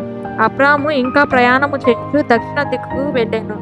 అప్పుడు ఆ దేశంలో కరువు వచ్చెను. ఆ దేశంలో కరువు భారముగా ఉన్నందున అబ్రాము ఐగుప్తు దేశంలో నివసించుటకు అక్కడికి వెళ్ళెను. అతడు ఐగుప్తులో ప్రవేశించుటకు సమీపించినప్పుడు అతడు తన భార్య అయిన శారాయితో, ఇదిగో నీవు చక్కని దానివని ఎరుగుదును. ఐగుప్తీయులు నిన్ను చూచి ఈమె అతని భార్య నన్ను చంపి నిన్ను బ్రతకనిచ్చెదరు. నీ వలన నాకు మేలు కలుగునట్లు నిన్ను బట్టి నేను బ్రతుకున్నట్లు నీవు నా సహోదరు అని దయచేసి చెప్పుమనెను. అబ్రాము ఐగుప్తులో చేరినప్పుడు ఐగుప్తీయులు ఆ స్త్రీ మిక్కిలి సౌందర్యవతి అయి ఉండుట చూచిరి. ఫరో యొక్క అధిపతులు ఆమెను చూచి ఫరో ఎదుట ఆమెను పొగడి ఆ స్త్రీ ఫరో ఇంటికి తేబడెను. అతడు ఆమెను బట్టి అబ్రామునకు మేలు చేసెను. అందువలన అతనికి గొర్రెలు, గొడ్లు, మగగాడిదలు, దాసులు, పనికత్తెలు, ఆడుగాడిదలు, ఒంటెలు ఇయ్యబడెను. అయితే యెహోవా అబ్రాము భార్య అయిన శారాయిని బట్టి ఫరోను అతని ఇంటి వారిని మహావేదనల చేత బాధించెను. అప్పుడు ఫరో అబ్రామును పిలిపించి, నీవు నాకు చేసినది ఏమిటి? ఈమె నీ భార్య అని నాకెందుకు తెలుపలేదు? ఈమె నా సహోదరి అని ఎలా చెప్పితివి? నేనామెను నా భార్యగా చేసుకొందునేమో. అయితేనేమి, ఇదిగో నీ భార్య, ఈమెను తీసుకొని పొమ్మని చెప్పెను. మరియు ఫరో అతని విషయమై తన జనులకు ఆజ్ఞాపించినందున వారు అతనిని, అతని భార్యను, అతనికి కలిగిన సమస్తమును పంపివేసిరి. 13వ అధ్యాయం. అబ్రాము తనకు కలిగిన సమస్తమును, తన భార్యను, తనతో కూడానున్న లోతును వెంటబెట్టుకొని ఐగుప్తులో నుండి నెగెవునకు వెళ్ళి అబ్రాము వెండి బంగారము పశువులు కలిగి బహుధనవంతుడై ఉండెను. అతడు ప్రయాణము చేయుచు దక్షిణము నుండి బేతేలు వరకు, అనగా బేతేలుకును హాయికిని మధ్య తన గుడారము మొదట ఉండిన స్థలము వరకు వెళ్ళి తాను మొదట బలిపీఠమును కట్టిన చోట చేరెను. అక్కడ అబ్రాము యెహోవా నామమున ప్రార్థన చేసెను. అబ్రాముతో కూడా వెళ్ళిన లోతుకును గొర్రెలు, గొడ్లు, గుడారములు ఉండెను గనుక వారు కలిసి నివసించుటకు ఆ ప్రదేశము చాలకపోయెను. ఎందుకనగా వారి ఆస్తి వారు కలిసి నివసించలేనంత విస్తారమై ఉండెను. అప్పుడు అబ్రాము పశువుల కాపరులకును లోతు పశువుల కాపరులకును కలహము పుట్టెను. ఆ కాలమందు కనానీ, పెరిజ్జీయులు ఆ దేశములో కాపురముండిరి. కాబట్టి అబ్రాము, మనము బంధువులము గనుక నాకును నీకును, నా పశువుల కాపరులకును నీ పశువుల కాపరులకును కలహముండకూడదు. దేశమంతయున్నది గదా, దయచేసి నన్ను విడిచి వేరుగా నుండుము. నీవు ఎడమ తట్టుకు వెళ్ళిన ఎడల నేను కుడి తట్టుకును, నీవు కుడి తట్టునకు వెళ్ళిన ఎడల నేను ఎడమ తట్టునకును వెళ్ళదునని లోతుతో చెప్పగా, లోతు తన కనులెత్తి యోర్దాను ప్రాంతమంతటిని చూచెను. యెహోవా సొదొమ గొమొర్రాను పట్టణములను నాశనము చేయక మునుపు సోయారుకు వచ్చే వరకు అదంతయు యెహోవా తోట వలెను ఐగుప్తు దేశము వలెను నీరుపారు దేశమై ఉండెను. కాబట్టి లోతు తనకు యోర్దాను ప్రాంతమంతటిని ఏర్పరచుకొని తూర్పుగా ప్రయాణము చేసెను. అట్లు వారు ఒకరినొకరు వేరైపోయిరి. అబ్రాము కానానులో నివసించెను. లోతు ఆ మైదానమందున్న పట్టణముల ప్రదేశములలో కాపురముండి సొదొమ దగ్గర తన గుడారము వేసుకొనెను. సొదొమ మనుషులు దుష్టులను, యెహోవా దృష్టికి బహు పాపులునై ఉండిరి. లోతు అబ్రాముని విడిచిపోయిన తరువాత యెహోవా, ఇదిగో నీ కనులెత్తి నీవు ఉన్న చోట నుండి ఉత్తరపు తట్టును, దక్షిణపు తట్టును, తూర్పు తట్టును, పడమర తట్టును చూడుము. ఎందుకనగా నీవు చూచుచున్న ఈ దేశమంతటిని నీకును నీ సంతానమునకును సదాకాలము ఇచ్చేదను. మరియు నీ సంతానమును భూమి మీద నుండి రేణువుల వలె విస్తరింపచేసేదను. ఎట్లనగా ఒకడు భూమి మీద నుండి రేణువులను లెక్కింపగలిగిన ఎడల నీ సంతానమును కూడా లెక్కింపవచ్చును. నీవు లేచి దేశం యొక్క పొడుగును వెడల్పును దానిలో సంచరించుము, అది నీకిచ్చేదనని అబ్రాముతో చెప్పెను. అప్పుడు అబ్రాము తన గుడారము తీసి హెబ్రోనులోని మమ్రే దగ్గరనున్న సింధూర వృక్ష వనములో అక్కడ యెహోవాకు బలిపీఠము కట్టెను. 14వ అధ్యాయము. షీనారు రాజైన అమ్రప్పేలు, ఎల్లసారు రాజైన అర్యోకు, ఏలాము రాజైన కదర్లయోమేరు, గోయీల రాజైన తీదాలు అను వారి దినములలో వారు సొదొమ రాజైన బెరాతోను, గొమొర్రా రాజైన బిర్సాతోను, అద్మా రాజైన షీనాబుతోను, సెబోయిల రాజైన మెషేబేరుతోను, సోయారను బేలా రాజుతోనూ యుద్ధము చేసిరి.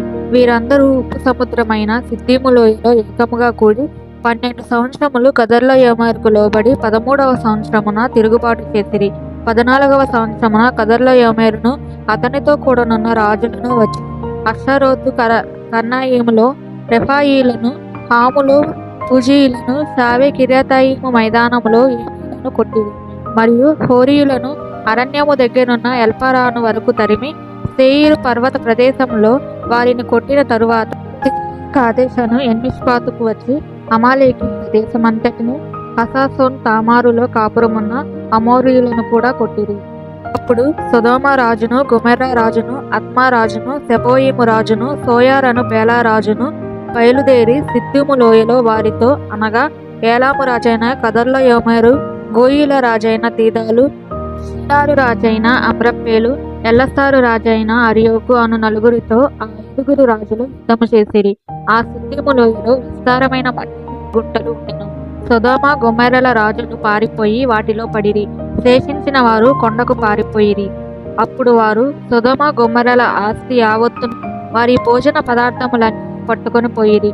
మరియు అబ్రాము సహోదరుని కుమారుడైన లోతు సొదొమలో కాపురం ఉండెను గనుక అతని ఆస్తిని పట్టుకొని పోగా తప్పించుకొనిన ఒకడు వచ్చి హెబ్రీయుడైన అబ్రామునకు ఆ సంగతి తెలిపెను. అప్పుడు అతడు ఎస్కోలు సహోదరుడు ఆనేరు సహోదరుడు మమ్రే అమోరీ ఎల్లోను వనములో కాపురముండెను. వీరు అబ్రాముతో నిబంధన చేసుకొనిన వారు. అబ్రాము తన తమ్ముడు చెరపట్టబడిన తన ఇంట పుట్టి అలవరచబడిన 318 మట్టుగురిని వెంటబెట్టుకొని దాను మట్టుకు ఆ రాజులను తరిమెను. రాత్రివేళ అతడును అతని దాసులను వారికెదురుగా మొనలు తీర్చి వారిని కొట్టి దమస్కునకు ఎడమ తట్టునున్న హోబా మట్టుకు తరిమి ఆస్తి యావత్తు తిరిగి తెచ్చి తన తమ్ముడైన లోతును అతని ఆస్తిని స్త్రీలను ప్రజలను తిరిగి తీసుకొని వచ్చెను. అతడు కదొర్లాయోమెరును అతనితో కూడనున్న రాజులను ఓడించి తిరిగి వచ్చినప్పుడు సొదొమ రాజు అతనిని ఎదుర్కొనుటకు రాజు లోయ అను షావే లోయ మట్టుకు బయలుదేరి వచ్చెను. మరియు సాలేము రాజైన మెల్కీసెదెకు రొట్టెను ద్రాక్షారసమును తీసుకొని వచ్చెను. అతడు సర్వోన్నతుడగు దేవునికి యాజకుడు. అప్పుడు అతడు అబ్రామును ఆశీర్వదించెను. ఆకాశమునకు భూమికిని సృష్టికర్తయును సర్వోన్నతుడైన దేవుని వలన అబ్రాము ఆశీర్వదింపబడును గాక అని, నీ శత్రువులను నీ చేతికి అప్పగించిన సర్వోన్నతుడగు దేవుడు స్తుతింపబడును గాక అని చెప్పెను. అప్పుడు అతడు అన్నిటిలో ఇతనికి 10వ వంతు ఇచ్చెను. సొదొమ రాజు మనుషులను నాకిచ్చి ఆస్తిని తీసుకొనమని అబ్రాముతో చెప్పగా అబ్రాము, నేను అబ్రామును ధనవంతునిగా చేసితినని నీవు చెప్పకుండానట్లు ఒక నూలు పోగైనను చెప్పుల వారునైనను వాటిలో ఏదైనాను తీసుకొననని ఆకాశమునకు భూమికిని సృష్టికర్తయును సర్వోన్నతుడును దేవుడనైన యెహోవా ఎదుట నా చెయ్యి ప్రమాణము చేసి ఉన్నాను. అయితే ఈ పడుచువారు భుజించినది తప్ప నాతో కూడా వచ్చిన ఆనేరు ఎస్కోలు మమ్రే అను వారికి ఏ ఏ భాగములు రావలెనో ఆయా భాగములు మాత్రము వారిని తీసుకొననిమ్మని సొదొమ రాజుతో చెప్పెను. 15వ అధ్యాయము. ఇవి జరిగిన తరువాత యెహోవా వాక్యము అబ్రామునకు దర్శనమందు వచ్చి, అబ్రామా, భయపడకుము, నేను నీకు కేడు బహుమానము అత్యధికమగునని చెప్పెను. అందుకు అబ్రాము, ప్రభువైన యెహోవా, నాకేమి ఇచ్చిననేమి? నేను సంతానము లేనివాడని పోవుచున్నానే. దమస్కు ఎలియాజరే నా ఇంటి ఆస్తికర్తయగును గదా. మరియు అబ్రాము, ఇదిగో నీవు నాకు సంతానం ఇయ్యలేదు గనుక నా పరివారములో ఒకడు నాకు వారసుడగునని చెప్పగా యెహోవా వాక్యము అతని యొద్దకు వచ్చి, ఇతడు నీకు వారసుడు కాడు, నీ గర్భవాసమున పుట్టబోచున్నవాడు నీకు వారసుడగునని చెప్పెను. మరియు ఆయన వెలుపలికి అతన్ని తీసుకొని వచ్చి, నీవు ఆకాశము వైపు తేరి చూసి నక్షత్రములను లెక్కించుటకు నీ చేతనైతే లెక్కించుమని చెప్పి నీ సంతానము అలాగునవునని చెప్పెను. అతడు యెహోవాను నమ్మెను. ఆయన అది అతనికి నీతిగా ఎంచెను. మరియు ఆయన, నీవు ఈ దేశమును స్వతంత్రించుకొనున్నట్లు దాని నీకిచ్చుటకు కల్దీయుల ఊరను పట్టణములో నుండి నిన్ను యువతలకు తీసుకొని వచ్చిన యెహోవాను చెప్పినప్పుడు అతడు, ప్రభువైన యెహోవా, నేను దీన్ని స్వతంత్రించుకొనేదనని నాకెట్లు తెలియననగా ఆయన, 3 ఏండ్ల పెయ్యను, 3 ఏండ్ల మేకను, 3 ఏండ్ల పొట్టేలును, ఒక తెల్ల గువ్వను, ఒక పావురపు పిల్లను నా యొద్దకు తెమ్మని అతనితో చెప్పెను.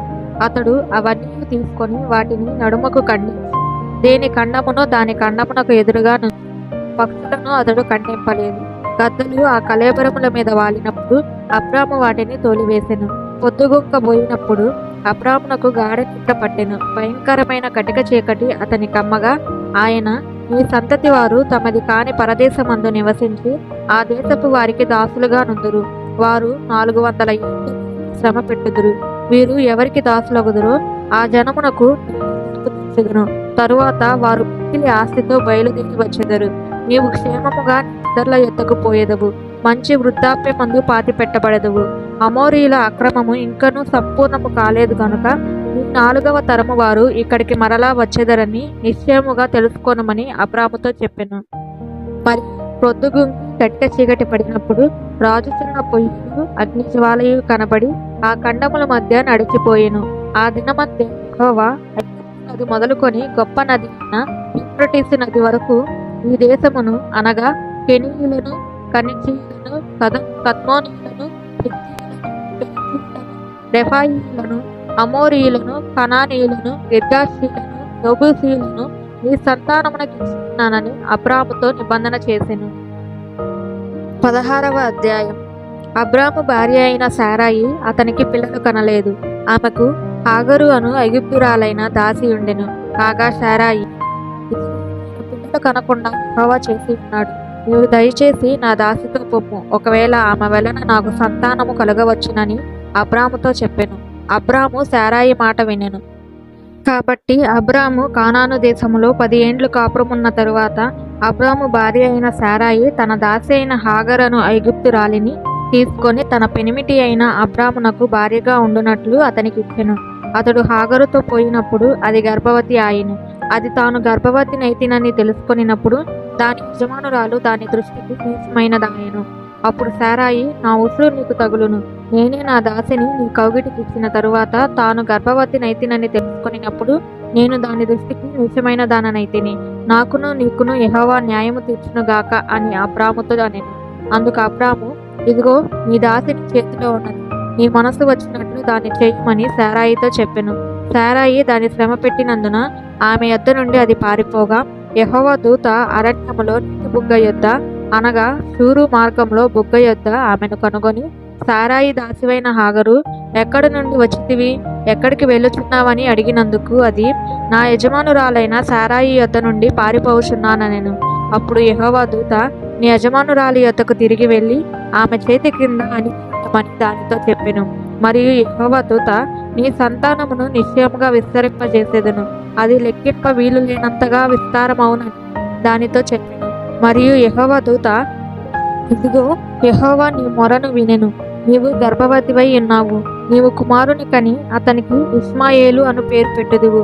అతడు అడవి గాడిద వంటి మనుష్యుడు, అతని చెయ్యి అందరికిని, అందరి చేతులు అతనికిని విరోధముగా ఉండును.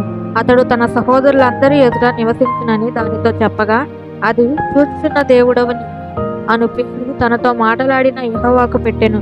ఏలయనగా, నన్ను చూచిన వాని నేనిక్కడ చూచి తిని గదా అని అనుకొనెను. అందుచేత ఆ నీటి బుగ్గకు బెయర్ లహరోయి అని పేరు పెట్టబడెను. అది కాదేశుకును బెరేదుకును మధ్యనున్నది. తరువాత హాగరు అబ్రామునకు కుమారుని కనెను. అబ్రాము హాగరు కనిన తన కుమారునికి ఇష్మాయేలను పేరు పెట్టెను.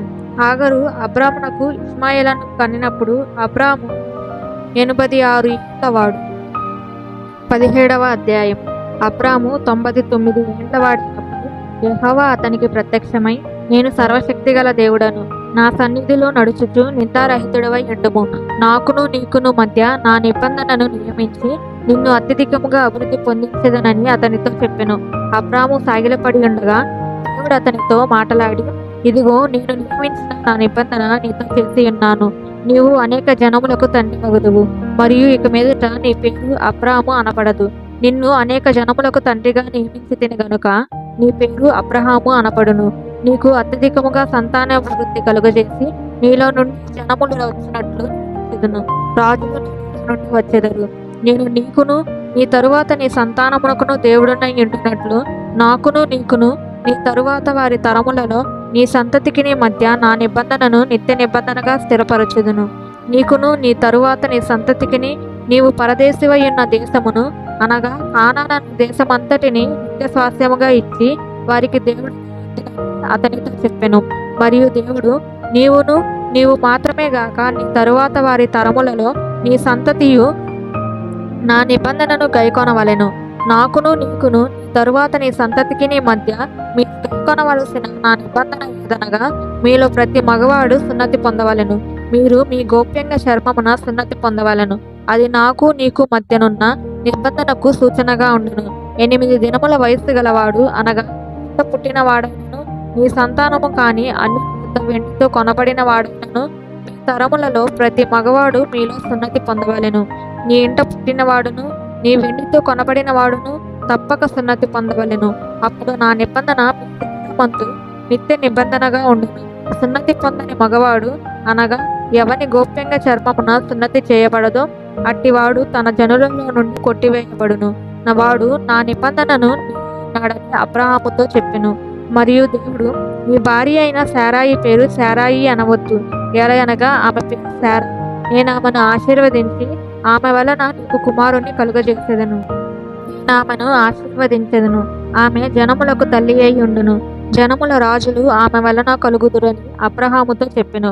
అప్పుడు అబ్రహాము సాగిలపడిన 100 ఏండ్ల వానికి సంతానము కలుగున, 90 ఏండ్ల శారా కనునా అని మనసులో అనుకొనెను.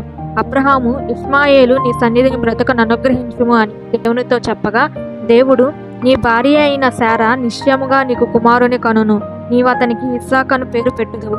అతని తరువాత అతని సంతానము కొరకు నిత్య నిబంధనగా నా నిబంధనను అతనితో స్థిరపరచెదను. ఇష్మాయేలును గూర్చి నీవు చేసిన మనవి నేను వింటిని. ఇదిగో, నేను అతనిని ఆశీర్వదించి అతనికి సంతానాభివృద్ధి కలుగజేసి అత్యధికముగా అతని విస్తరింపజేసేదను. అతడు 12 మంది రాజులను కనును, అతనిని గొప్ప జనముగా చేసేదను. అయితే వచ్చే సంవత్సరమున ఈ కాలమందు శారాకు కనబోవు ఇస్సాకుతో నా నిబంధనను స్థిరపరచెదనని చెప్పెను. దేవుడు అబ్రహాముతో మాట్లాడుట చాలించిన తరువాత అతని యొద్ద నుండి పరమునకు వెళ్ళెను. అప్పుడు అబ్రహాము తన కుమారుడైన ఇష్మాయేలును, తన ఇంట పుట్టిన వారందరినీ, తన వెండితో కొనబడిన వారందరినీ, అబ్రహాము ఇంటి మనుషులలో ప్రతి వానిని పట్టుకొని దేవుడు తనతో చెప్పిన ప్రకారము ఆ దినమంది వారి వారి గోప్యంగ చర్మమున సున్నతి చేసెను. అబ్రహాము గోప్యంగ చర్మము సున్నతి చేయబడినప్పుడు అతడు 99 ఏండ్ల వాడు. అతని కుమారుడైన ఇష్మాయేలు గోప్యంగ చర్మము సున్నతి చేయబడినప్పుడు అతడు 13 ఏండ్ల వాడు. ఒక్క దినమందే అబ్రహామును అతని కుమారుడైన ఇష్మాయేలును సున్నతి పొందిరి. అతని ఇంట పుట్టిన వారును, అన్యుని యొద్ద వెండితో కొనబడిన వారును, అతని ఇంటిలోని పురుషులందరూ అతనితో కూడా సున్నతి పొందిరి. 18వ అధ్యాయం. మరియు మమ్రే దగ్గరనున్న సింధూర వనములో అబ్రహాము ఎండవేళ గుడారపు ద్వారమందు కూర్చుని ఉన్నప్పుడు యెహోవా అతనికి కనబడెను. అతడు కన్నులెత్తి చూసినప్పుడు 3 మనుషులు అతని ఎదుట నిలవబడి ఉన్నారు. అతడు వారిని చూసి గుడారపు వాకిట నుండి వారిని ఎదుర్కొనుటకు పరిగెత్తి నేలమట్టుకు వంగి, ప్రభువా, నీ కటాక్షము నా మీదనున్న ఎడల ఇప్పుడు నీ దాసుని దాటిపోవద్దు. కొంచెము నీళ్లు తెప్పించేదను. దయచేసి కాళ్ళు కడుక్కొని ఈ చెట్టు కింద అలసట తీర్చుకొనుడి. కొంచెము ఆహారము తెచ్చేదను. మీ ప్రాణములను బలపరచుకొనుడి. తరువాత మీరు వెళ్ళవచ్చును. ఇందు నిమిత్తము గదా మీ దాసుని యొద్దకు వచ్చితిరనెను.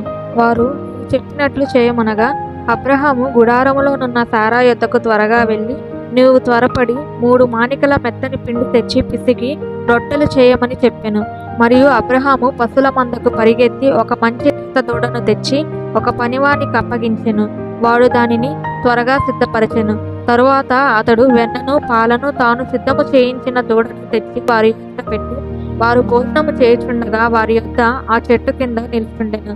వారు అతనితో, నీ భార్య అయిన శారా ఎక్కడనున్నదని అడుగగా అతడు, అదిగో గుడారములోనున్నదని చెప్పెను. అందుకాయన, మీదిటికి ఈ కాలమున నీ యొద్దకు నిశ్చయముగా మరలా వచ్చేదను. అప్పుడు నీ భార్య అయిన శారాకు ఒక కుమారుడు కలుగునని చెప్పెను.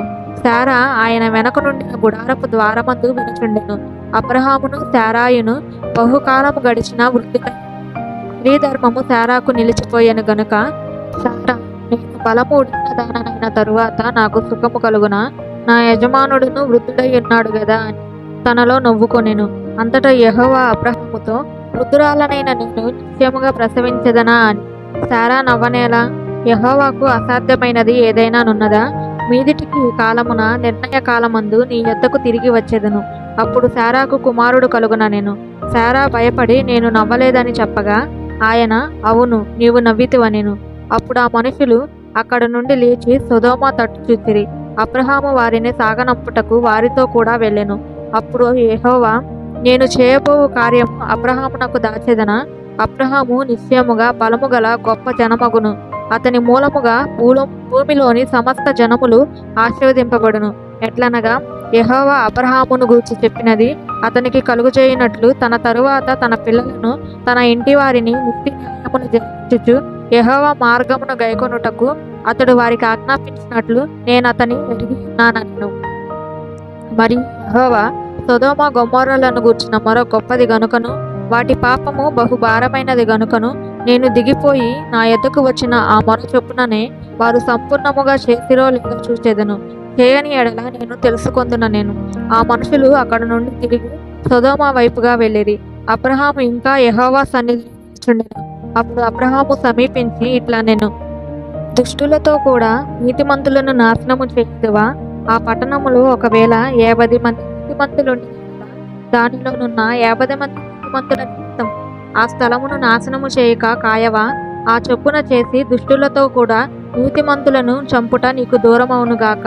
నీతిమంతుని దుష్టునితో సమముగా ఎంచుట నీకు దూరమవును గాక. సర్వలోకమునకు తీర్పు తీర్చేవాడు న్యాయము చేయడం చెప్పినప్పుడు యెహోవా, సొదొమ పట్టణములో 50 మంది నీతిమంతులు నాకు కనబడిన ఎడల వారిని బట్టి ఆ స్థలమంతటిని కాయుదున నేను. అందుకు అబ్రహాము, ఇదిగో ధూళియు బూడిదనైన నేను ప్రభువుతో మాట్లాడ తెగించుతున్నాను. 50 మంది నీతిమంతులలో ఒకవేళ 5 తక్కువైతే 5 తక్కువైనందున ఆ పట్టణమంతయు నాశనము చేయుదువా అని మరలా అడిగాను. అందుకు ఆయన, అక్కడ 45 నాకు కనబడిన ఎడల నాశనము చేయన నేను.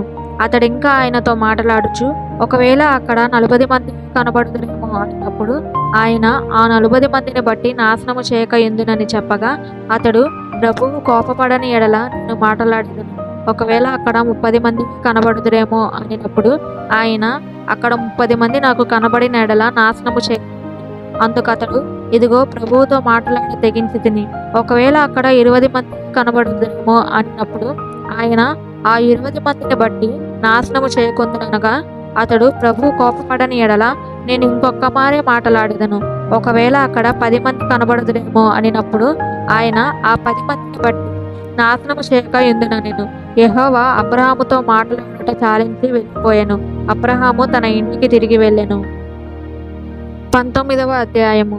ఆ సాయంకాలమందు ఆ 2 దేవదూతలు సొదొమ చేరునప్పటికీ లోతు సొదొమ గవిని వద్ద కూర్చుండి ఉండెను. లోతు వారిని ఎదుర్కొనుటకు సాష్టాంగ నమస్కారము చేసి, నా ప్రభువులారా, దయచేసి మీ దాసుని ఇంటికి వచ్చి రాత్రి వెళ్ళబుచ్చి కాళ్ళు కడుగుకొనుడి. మీరు పెందలకడ లేచి మీ త్రోవను వెళ్ళవచ్చున నేను. అందుకు వారు, అలాగు కాదు, నడివీధులు రాత్రి వెళ్ళబుచ్చెదమని చెప్పిరి. అయినను అతడు మిక్కిలి బలవంతము చేసినప్పుడు వారు అతని తట్టు తిరిగి అతని ఇంట ప్రవేశించిరి. అతడు వారికి పొంగటి రొట్టెను కాల్చగా వారు భోజనము చేసిరి. వారు పండుకొనక మునుపు ఆ పట్టణస్థులు, అనగా సొదొమ మనుషులు, బాలురును వృద్ధులను ప్రజలందరూ నలుదిక్కుల నుండి కూడి వచ్చి ఆ ఇల్లు చుట్టి వేసి లోతును పిలిచి, ఈ రాత్రి నీ యొద్దకు వచ్చిన మనుషులు ఎక్కడ? మేము వారిని కూడినట్లు మా యొద్దకు వారిని వెలుపలకు తీసుకొని రమ్మని అతనితో చెప్పగా, లోతు వెలుపల ద్వారమునొద్దనున్న వారి దగ్గరకు వెళ్ళి తన వెనుక తలుపు వేసి, అన్నలారా, ఇంత పాతకము కట్టుకొనకొడి. ఇదిగో పురుషుని కూడని 2 కుమార్తెలు నాకున్నారు. సెలవైతే వారిని మీ యొద్దకు వెలుపలికి తీసుకొని వచ్చేదను. వారిని మీ మనసు వచ్చినట్లు చేయుడి. ఈ మనుషులు నా ఇంటి నీడను వచ్చి ఉన్నారు గనుక వారిని చెప్పకూడదని చెప్పినప్పుడు వారు, నీవు అవతలకి పొమ్మనిరి. మరియు వారు, వీడెవడో మనలోనికి పరదేశిగా వచ్చి తీర్పరిగా నుండ చూచుతున్నాడు కాగా వారికంటే నీకు ఎక్కువ కీడు చేసేదమని చెప్పి లోతు అను ఆ మనుషుని మీద దొమ్మిడిగా పడి తలుపు పాలగొట్టుటకు సమీపించిరి. అయితే ఆ మనుషులు తమ చేతులు చాపి లోతును ఇంటి లోపలికి తమ యొద్దకు తీసుకొని తలుపు వేసిరి. అప్పుడు వారు పిన్నలు మొదలుకొని పెద్దల వరకు ఆ ఇంటి ద్వారము దగ్గరనున్న వారికి కనుమప్పు కలుగచేయగా వారు ద్వారము కనుగొనలేక విసిగిరి. అప్పుడు ఆ మనుషులు లోతుతో, ఇక్కడ నీకు మరి ఎవరున్నారు? నీ అల్లుని, నీ కుమారులను, నీ కుమార్తెలను, ఈ ఊరిలో నీకు కలిగిన వారినందరినీ వెలుపలికి తీసుకొని రమ్ము. మేము ఈ చోటు నాశనము చేయవచ్చుది. వారిని గూర్చిన మొర యెహోవా సన్నిధిలో గొప్పదాయను గనుక దాని నాశనము చేయుటకు యెహోవా మమ్మను పంపెనని చెప్పగా, లోతు బయటకు వెళ్ళి తన కుమార్తెలను పెండ్లాడిన తన అల్లులతో మాటలాడి, లెండి, ఈ చోటు విడిచిపెట్టి రండి, యెహోవా ఈ పట్టణమును నాశనము చేయబోచున్నాడని చెప్పెను. అయితే అతడు తన అల్లుల దృష్టికి ఎగతాళి చేయువాని వలె ఉండెను. తెల్లవారినప్పుడు ఆ దూతలు లోతును త్వరపెట్టి, లెమ్ము, ఈ ఊరి దోష శిక్షలో నశించిపోకుండా నీ భార్యను, ఇక్కడనున్న నీ 2 కుమార్తెలను తీసుకుని రమ్మని చెప్పిరి. అతడు తడువు చేసెను. అప్పుడు అతని మీద యెహోవా కనికరపడుట వలన ఆ మనుషులు అతని చేతిని, అతని భార్య చేతిని, అతని 2 కుమార్తెల చేతులను పట్టుకొని వెలుపలికి తీసుకొని వచ్చి ఆ ఊరి బయట నుంచిరి.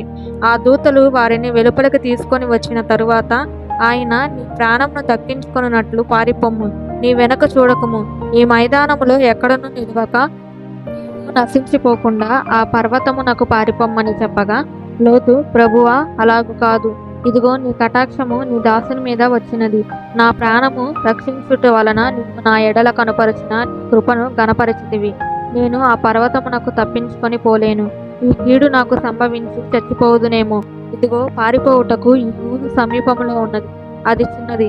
నన్ను అక్కడికి తప్పించుకొని పోనిమ్ము. అది చిన్న గదా, నేను బ్రతుకుదునని చెప్పినప్పుడు ఆయన, ఇదిగో నీవు చెప్పిన ఈ ఊరు నాశనము చేయను. ఈ విషయములో నీ మనవి అంగీకరించితిని. నీవు త్వరపడి అక్కడికి తప్పించుకొని పొమ్ము. నీవక్కడ చేరు వరకు నేనేమీ చేయలేననెను. అందుచేత ఆ ఊరికి సోయార్ అను పేరు పెట్టబడెను. లోతు సోయారుకు వచ్చినప్పుడు ఆ దేశమున సూర్యుడు ఉదయించెను. అప్పుడు యెహోవా సొదొమ మీదను గొమొర్రా మీదను యెహోవా యొద్ద నుండి గంధకమును అగ్నిని ఆకాశము నుండి కురిపించి ఆ పట్టణములను ఆ మైదానమంతటిని ఆ పట్టణములలో నివసించి వారందరినీ నేల మొలకలను నాశనము చేసెను. అయితే లోతు భార్య అతని వెనక నుండి తిరిగి చూచి ఉప్పు స్తంభమాయెను. తెల్లవారినప్పుడు అబ్రహాము లేచి తాను యెహోవా సన్నిధిని నిలిచిన చోటికి వచ్చి సొదొమ గొమొర్రాల తట్టును ఆ మైదానపు ప్రదేశము యావత్తును చూడగా అదిగో ఆ ప్రదేశపు పొగ ఆవము పొగవలే లేచుచుండెను. దేవుడు ఆ మైదానపు పట్టణములను పాడు చేసినప్పుడు దేవుడు అబ్రహామును జ్ఞాపకం చేసుకొని లోతు కాపురమున్న పట్టణములను నాశనము చేసినప్పుడు ఆ నాశనము మధ్యన లోతు నశించకుండా అతన్ని తప్పించెను. లోతు సోయారులో నివసించుటకు భయపడి తన 2 కుమార్తెలతో కూడా సోయారు నుండి పోయి ఆ పర్వతమందు నివసించెను. అతడును అతని 2 కుమార్తెలను ఒక గుహలో నివసించిరి. అట్లుండగా అక్క తన చెల్లెలతో, మన తండ్రి ముసలివాడు, సర్వలోక మర్యాద చొప్పున మనతో పోవుటకు లోకములో ఏ పురుషుడును లేడు. మన తండ్రికి ద్రాక్షారసము తాగించి అతనితో శయనించి మన తండ్రి వలన సంతానము కలుగ చేసుకుందాము రమ్మని చెప్పెను. ఆ రాత్రి వారు తమ తండ్రికి ద్రాక్షారసము త్రాగించిన తరువాత అతని పెద్ద కుమార్తె లోపలికి వెళ్ళి తన తండ్రితో శయనించెను. కానీ ఆమె ఎప్పుడు శయనించెనో ఎప్పుడు లేచిపోయినో అతనికి తెలియలేదు.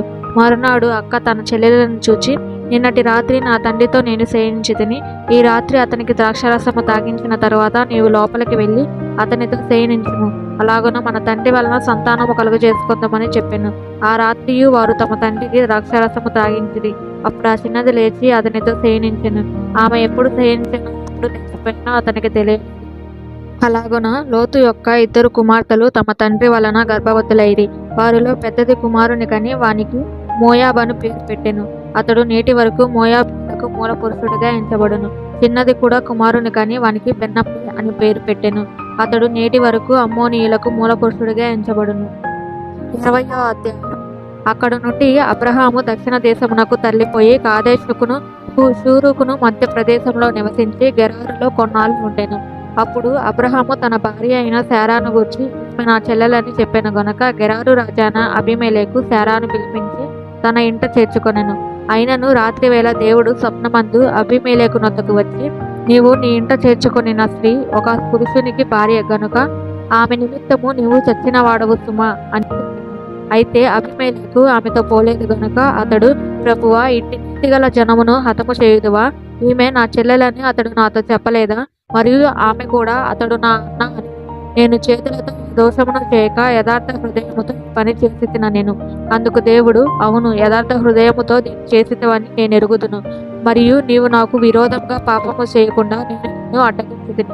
అందుకే నేను నిన్ను ఆమెను ముట్టనీయలేదు. కాబట్టి ఆ మనుష్యుని భార్యను తిరిగి అతనికి అప్పగించుము. అతడు ప్రవక్త, అతడు నీ కొరకు ప్రార్థన చేయును, నీవు బ్రతుకుదువు. నీవు ఆమెను అతనికి అప్పగించని ఎడల నీవును నీ వారందరూ నిశ్చయంగా చచ్చెదరని తెలుసుకోనమని స్వప్నమందు అతనితో చెప్పెను. తెల్లవారినప్పుడు అబీమెలెకు లేచి తన సేవకులందరినీ పిలిపించి ఈ సంగతులన్నీ వారికి వినిపించినప్పుడు ఆ మనుషులు మిగులు భయపడిరి. అబీమెలెకు అబ్రహాముని పిలిపించి, నీవు మాకు చేసిన పని ఏమిటి? నీవు నా మీదికిని నా రాజ్యము మీదికిని మహాపాతకము తెప్పించినట్లు నేను నీ ఎడల చేసిన పాపం ఏమిటి? చేయరాని కార్యములు నాకు చేసితివని అతనితో చెప్పెను. మరియు అబీమెలెకు, నీవేమి చూచి ఈ కార్యము చేసితివని అబ్రహామును అడుగగా, అబ్రహాము, ఈ స్థలమందు దేవుని భయము ఏమాత్రమును లేదు గనుక నా భార్య నిమిత్తము నన్ను చంపుదురనుకొని చేసితిని. అంతేకాక ఆమె నా చెల్లెలన్న మాట నిజమే. ఆమె నా తండ్రి కుమార్తె గాని నా తల్లి కుమార్తె కాదు. ఆమె నాకు భార్య. దేవుడు నన్ను నా తండ్రి ఇల్లు విడిచి దేశాంతరము పోవునట్లు చేసినప్పుడు నేను ఆమెను చూచి, మనము పోవు ప్రతి స్థలమందు ఇతడు నా సహోదరుడని నన్ను గూర్చి చెప్పుము. నీవు నాకు చేయవలసిన ఉపకారం ఇదే అని చెప్తున్నా నేను. అబీమెలెకు గొర్రెలను కోట్లను దాసీ జనులను రప్పించి అబ్రహాముకిచ్చి అతని భార్య అయిన శారాను అతని తిరిగి అప్పగించెను. అప్పుడు అబీమెలెకు, ఇదిగో నా దేశము నీ ఎదుట ఉన్నది, ఇష్టమైన స్థలమందు కాపురం ఉండమనెను. మరియు అతడు శారాతో, ఇదిగో నీ అన్నకు నేను 1000 రూపాయలు ఇచ్చి ఉన్నాను. ఇది నీ వద్దనున్న వారందరి దృష్టికి ప్రాయశ్చిత్తముగా నుండుటకై పక్షంగా ఇచ్చి ఉన్నాను. ఈ విషయం అంతటిలో నీకు న్యాయము తీరిపోయినదనెను. అబ్రహాము దేవుని ప్రార్థింపగా దేవుడు అబీమెలెకును అతని భార్యను అతని దాసిని బాగు చేసెను. వారు పిల్లలను కనిరి. ఎలాగనగా అబ్రహాము భార్య అయిన శారాను బట్టి దేవుడు అబీమెలెకు ఇంటిలో ప్రతి గర్భమును మూసి ఉండెను. 21వ అధ్యాయం. యెహోవా తాను చెప్పిన ప్రకారము శారాను దర్శించెను. యెహోవా తానిచ్చిన మాట చొప్పున శారాను గుర్తు చేసెను. ఎట్లనగా దేవుడు అబ్రహాముతో చెప్పిన నిర్ణయ కాలములో శారా గర్భవతి అయి అతని ముసలితనమందు అతనికి కుమారుని కనెను. అప్పుడు అబ్రహాము తనకు పుట్టినవాడును తనకు శారా కనినవాడునైన తన కుమారునికి ఇస్సాకు అను పేరు పెట్టెను. మరియు దేవుడు అబ్రహాముకు ఆజ్ఞాపించిన ప్రకారము అతడు 8 దినముల వాడైన ఇస్సాకు అను తన కుమారునికి సున్నతి చేసెను. అబ్రహాము కుమారుడైన ఇస్సాకు అతనికి పుట్టినప్పుడు అతడు 3 ఏండ్లవాడు. అప్పుడు శారా, దేవుడు నాకు నవ్వు కలుగజేసెను, వినువారెల్లా నా విషయమై నవ్వుదురనెను. మరియు శారా పిల్లలకు స్తన్యమిచ్చునని ఎవరు అబ్రహాముతో చెప్పును? నేను అతని ముసలితనమందు కుమారుని కంటిని గదా అనెను. ఆ పిల్లవాడు పెరిగి పాలు విడిచెను.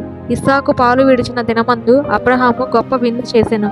అప్పుడు అబ్రహామునకు ఐగుప్తురాలైన హాగరు కనిన కుమారుడు పరిహసించుట శారా చూచి, ఈ దాసిని దీని కుమారుని వెళ్ళగొట్టుము.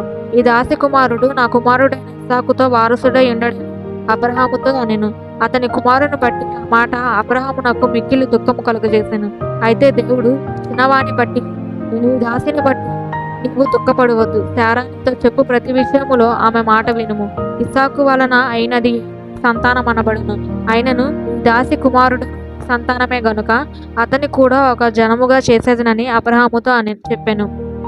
కాబట్టి తెల్లవారినప్పుడు అబ్రహాము లేచి ఆహారమును నిండతిత్తిని తీసుకొని ఆ పిల్లవానితో కూడా హాగరుకు అప్పగించి ఆమె భుజం మీద వాటిని పెట్టి ఆమెను పంపివేసెను. ఆమె వెళ్ళి బయర్షెబా అరణ్యంలో ఇటు అటు తిరుగుచుండెను. ఆ తిత్తిలోని నీరు అయిపోయిన తరువాత ఆమె ఒక పొద క్రింద ఆ చిన్నవాని పడవేసి, ఈ పిల్లవాని చావు నేను చూడలేనని అనుకొని వింటివేత దూరము వెళ్ళి అతనికి ఎదురుగా కూర్చుండెను. ఆమె ఎదురుగా కూర్చుండి ఎలుగెత్తి ఏడ్చెను. దేవుడు ఆ చిన్నవాని మొరను విని, అప్పుడు దేవుని దూత ఆకాశం నుండి హాగరును పిలిచి, హాగరు, నీకేమి వచ్చినది? భయపడకుము. ఆ చిన్నవాడున్న చోటు దేవుడు వాని స్వరము వింటున్నాడు. నీవు లేచి ఆ చిన్నవాడిని లేవనెత్తి చేత పట్టుకొనుము. వానిని గొప్ప జనముగా చేసేదనని ఆమెతో అనెను.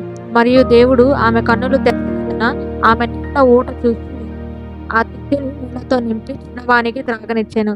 దేవుడు ఆ చిన్నవానికి తోడై అతడు పెద్దవాడై ఆ అరణ్యములో కాపురం ఉండి కాడ. అతడు పారాను అరణ్యంలో నున్నప్పుడు అతని తల్లి ఐగుప్తు దేశం నుండి ఒక స్త్రీని తెచ్చి అతనికి పెళ్లి చేసెను. ఆ కాలమందు అబీమెలెకును అతని సేనాధిపతి అయిన ఫీకోలును అబ్రహాముతో మాట్లాడి, నీవు చేయు పనులన్నిటిలోనూ దేవుడు నీకు తోడై ఉన్నాడు గనుక నీవు నన్నైనను నా పుత్ర ప్రౌఢతులైనను వచింపక నేను నీకు చేసిన ఉపకారము చొప్పున నాకును నీవు పరదేశివై ఉన్న ఈ దేశమునకును చేసేదనని దేవుని పేరట ఇక్కడ నాతో ప్రమాణము చేయమని చెప్పెను. అందుకు అబ్రహాము, ప్రమాణము చేసేదనను. అబీమెలెకు దాసులు బలాత్కారముగా తీసుకొనిన నీళ్ల బావి విషయమై అబ్రహాము అబీమెలెకును ఆక్షేపింపగా, అబీమెలెకు, ఈ పని ఎవరు చేసిరో నేను ఎరుగను, నీవును నాతో చెప్పలేదు, నేను నేడే గాని ఈ సంగతి వినలేదని చెప్పగా, అబ్రహాము గొర్రెలను గొడ్లను తెప్పించి అబీమెలెకు ఇచ్చెను. వారిద్దరూ ఇట్లు ఒక నిబంధన చేసుకొనిది. తరువాత అబ్రహాము తన గొర్రెల మందలో నుండి 7 పెండి పిల్లలను వేరుగా ఉంచెను గనుక అబీమెలెకు అబ్రహాముతో, నీవుగా ఉంచిన 7 గొర్రె పిల్లలు ఎందుకని అడిగాను. అందుకు అతడు, నేను ఈ బావిని త్రవ్వించినందునకు నాకు సాక్షార్థముగా 7 గొర్రె పిల్లలను నా చేత పుచ్చుకొనవలనని చెప్పెను. అక్కడ వారిద్దరూ అట్లు ప్రమాణము చేసుకొనినందున ఆ చోటు బయర్షెబా అనబడెను. బయర్షెబాలో వారు అలాగూ ఒక నిబంధన చేసుకొనిన తరువాత అబీమెలెకు నుంచి తన సేనాధిపతి అయిన ఫీకోలుతో ఫిలిష్తీయుల దేశమునకు తిరిగిపోయెను. అబ్రహాము బయర్షెబాలో ఒక పీచుల వృక్షము నాటి అక్కడ నిత్యదేవుడైన యెహోవా పేరట ప్రార్థన చేసెను. అబ్రహాము ఫిలిష్తీయుల దేశంలో అనేక దినములు పరదేశిగా ఉండెను. 22వ అధ్యాయం. ఆ సంగతులు జరిగిన తరువాత దేవుడు అబ్రహామును పరిశోధించెను. ఎట్లనగా, ఆయన అబ్రహామా అని పిలువగా అతడు, చిత్తము ప్రభువా అనెను. అప్పుడు ఆయన, నీకు ఒక్కడయ్యున్న నీ కుమారుని అనగా నువ్వు ప్రేమించు ఇస్సాకును తీసుకొని మోరియా దేశమునకు వెళ్ళి అక్కడ నేను చెప్పబోవు పర్వతములలో ఒకదాని మీద దహన బలిగా అతన్ని నర్పించుమని చెప్పెను. తెల్లవారినప్పుడు అబ్రహాము లేచి తన గాడిదకు గంత కట్టి తన పనివారిలో 2 తన కుమారుడగు ఇస్సాకును వెంట పెట్టుకొని దహన బలి కొరకు కట్టెలు చీల్చి లేచి దేవుడు తనతో చెప్పిన చోటికి వెళ్ళెను. మూడవ నాడు అబ్రహాము కనులెత్తి దూరము నుండి ఆ చోటు చూచి తన పనివారితో, మీరు గాడిదతో ఇక్కడనే ఉండుడి, నేనును ఈ చిన్నవాడును అక్కడికి వెళ్ళి దేవునికి మొక్కి మరలా మీ వద్దకు వచ్చేదమని చెప్పి దహన బలికి కట్టెలు తీసుకొని తన కుమారుడు ఇస్సాకు మీద పెట్టి తన చేతితో నిప్పును కత్తిని పట్టుకొని పోయెను. వారిద్దరు కూడి వెలుచుండగా ఇస్సాకు తన తండ్రి అయిన అబ్రహాముతో, నా తండ్రి అని పిలిచెను. అందుకతడు, ఏమి నా కుమారుడా అనెను. అప్పుడు అతడు, నిప్పును కట్టెలను ఉన్నవి గాని దహన బలికి గొర్రెపిల్ల ఏది అని అడుగగా అబ్రహాము, నా కుమారుడా, దేవుడే దహన బలికి గొర్రెపిల్లను చూచుకొనునని చెప్పెను. అలాగు వారిద్దరూ కూడి వెళ్ళి దేవుడు అతనితో చెప్పిన చోటికి వచ్చినప్పుడు అబ్రహాము అక్కడ బలిపీఠమును కట్టి కట్టెలు చక్కగా పేర్చి తన కుమారుడు ఇస్సాకును బంధించి ఆ పీఠము పైనున్న కట్టెల మీద ఉంచెను. అప్పుడు అబ్రహాము తన కుమారుని వధించుటకు తన చెయ్యి చాపి కత్తి పట్టుకొనగా యెహోవా దూత పరలోకము నుండి, అబ్రహామా, అబ్రహామా అని అతని పిలిచెను. అందుకతడు, చిత్తము ప్రభువా అనెను. అప్పుడు ఆయన, ఆ చిన్నవాని మీద చెయ్యి వేయకుము, అతనిని ఏమీ చేయకుము, నీకు ఒక్కడయ్యున్న నీ కుమారుని నాకు వెనకలేదు గనుక నీవు భయపడు వాడవని వలన నాకు కనబడుతున్నదని. అప్పుడు అబ్రహాము కన్నులెత్తి చూడగా పొదలో కొమ్ములు తగులుకొని ఉన్న ఒక పొట్టేలు వెనుక తట్టున కనబడెను. అబ్రహాము వెళ్ళి ఆ పొట్టేలును పట్టుకొని తన కుమారునికి మారుగా పెట్టి దహన బలిగా అర్పించెను. అబ్రహాము ఆ చోటికి యెహోవా ఈరే అను పేరు పెట్టెను. అందుచేత యెహోవా పర్వతము మీద చూసుకొనును అని నేటి వరకు చెప్పబడును. యెహోవా దూత రెండవ మారు పరలోకము నుండి అబ్రహామును పిలిచి, నీవు నీకు ఒక్కడే ఉన్న నీ కుమారుని వెనతీయక ఈ కార్యం చేసినందున నేను నిన్ను ఆశీర్వదించి ఆకాశ నక్షత్రముల వలెను సముద్ర తీరమందలి ఇసుక వలెను నీ సంతానమును నిశ్చయముగా విస్తరింపచేసేదను. నీ సంతతి వారు తమ శత్రువుల గవిని స్వాధీనపరుచుకుందరు. మరియు నీవు నా మాట వినినందున భూలోకములోని జనములన్నీ సంతానము వలన ఆశీర్వదింపబడును. నా తోడని ప్రమాణము చేస్తున్నానని యెహోవా సెలవిచ్చెను. నేను తరువాత అబ్రహాము తన పనివారి యొద్దకు తిరిగి రాగా వారు లేచి అందరూ కలిసి బయర్షెబాకు వెళ్ళిరి. అబ్రహాము బయర్షెబాలో నివసించెను. ఆ సంగతులు జరిగిన తరువాత అబ్రహామునకు తెలుపబడినదేమనగా, మిల్కా అను ఆమెయు నీ సహోదరుడగు నాహోరునకు పిల్లలను కనెను. వారు ఎవరనగా, అతని జ్యేష్ఠ కుమారుడైన ఊజు, ఇతని తమ్ముడైన బూజు, ఆరాము తండ్రి అయిన కెమూయేలు, కెసేదు, హసో, పిల్లాషు, ఇద్లాపు, బెతుయేలు. బెతుయేలు రిబ్కాను కనెను. ఆ 8 మందిని మిల్కా అబ్రహాము సహోదరుడగు నాహోరునకు కనెను. మరి రయమ్మ అను అతని ఉపపత్నియు తెబాహును, గహామును, తహాసును, మయాకాను కనెను. 23వ అధ్యాయం. శారా జీవించిన కాలము అనగా శారా బ్రతికిన ఏండ్లు 120. శారా కానాను దేశమందలి హెబ్రోన్ అను కిర్యాతర్బాలో మృతి పొందెను. అప్పుడు అబ్రహాము శారా నిమిత్తము అంగలార్చుటకును ఆమెను గూర్చి ఏడ్చుటకును వచ్చెను. తరువాత అబ్రహాము మృతి పొందిన తన భార్య ఎదుట నుండి లేచి హేతు కుమారులను చూచి, మీ వద్ద నేను పరదేశిగాను పరవాసిగాను ఉన్నాను. మృతి పొందిన నా భార్య నా కన్నుల ఎదుట ఉండకుండా ఆమెను పాతిపెట్టుటకు మీ తావున నాకొక శ్మశాన భూమిని స్వాస్థ్యంగా ఇవ్వగా హేతు కుమారులు, అయ్యా, మా మాట వినుము, నీవు మా మధ్య మహారాజు అయి ఉన్నావు. మా శ్మశాన భూములలో అతి శ్రేష్టమైన దాని యందు మృతి పొందిన నీ భార్యను పాతిపెట్టుము. నీవు మృతి పొందిన నీ భార్యను పాతిపెట్టినట్లు మాలో తన శ్మశాన భూమి ఇయ్యనొల్లని వాడు ఎవడునూ లేడని అబ్రహాముకు ఉత్తరమిచ్చిరి. అప్పుడు అబ్రహాము లేచి ఆ దేశపు ప్రజలైన హేతు కుమారులకు సాగిలపడి, మృతి పొందిన నా భార్యను నా ఎదుట ఉండకుండా నేను పాతిపెట్టుట మీకు ఇష్టమైతే నా మాట వినుడి. సోహారు కుమారుడైన ఎఫ్రోను తన పొలము చివరను తనకు కలిగి ఉన్న మక్పేలా గుహను నాకిచ్చినట్లు నా పక్షముగా అతనితో మనవి చేయి. మీ మధ్యను శ్మశాన భూమిగా నుండుటకు నిండు వెలకు అతడు దానిని నాకు స్వాస్థ్యముగా ఇయ్యవలనని వారితో చెప్పెను.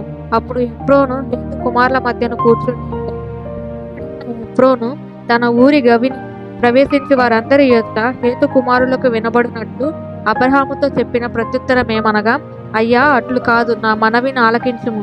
ఆ పొలమును నీకు ఇచ్చుచున్నాను, దానిలోనున్న గుహను నీకు ఇచ్చుచున్నాను, నా ప్రజల ఎదుట అది ఇస్తున్నాను. మృతి పొందిన నీ భార్యను పాతిపెట్టుమనెను. అప్పుడు అబ్రహాం ఆ దేశపు ప్రజల ఎదుట సాగిలపడి, సరే కాని నా మనవి ఆలకించు, ఆ పొలమునకు వెల ఇచ్చేదను. అది నా యొద్ద పుచ్చుకొనిన ఎడల మృతి పొందిన నా భార్యను పాతిపెట్టెదనని ఆ దేశ ప్రజలకు వినబడినట్లు ఎఫ్రోనుతో చెప్పెను.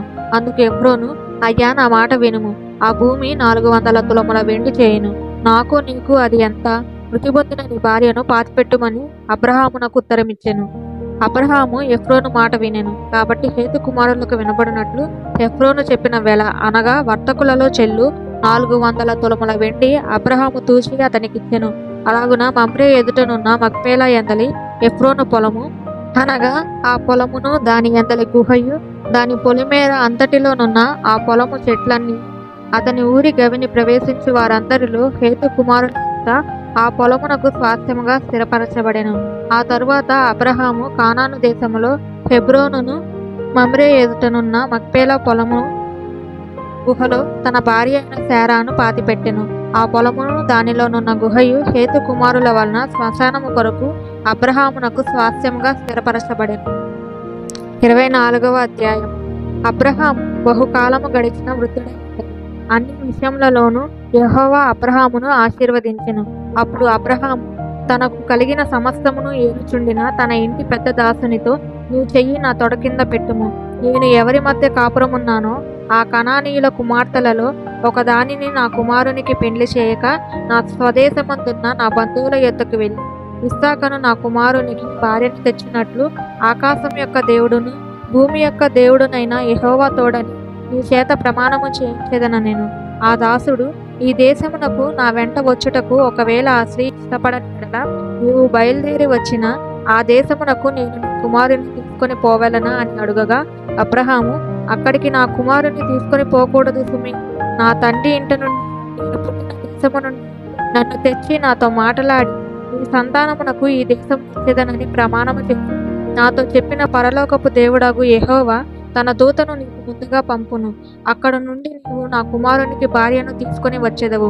అయితే నీ వెంట వచ్చుటకు ఆ స్త్రీ ఇష్టపడని ఎడల నీ ప్రమాణము నుండి పొందేదవు గాని నీవు నా కుమారుని అక్కడికి తీసుకొని పోకూడదు అని అతనితో చెప్పెను.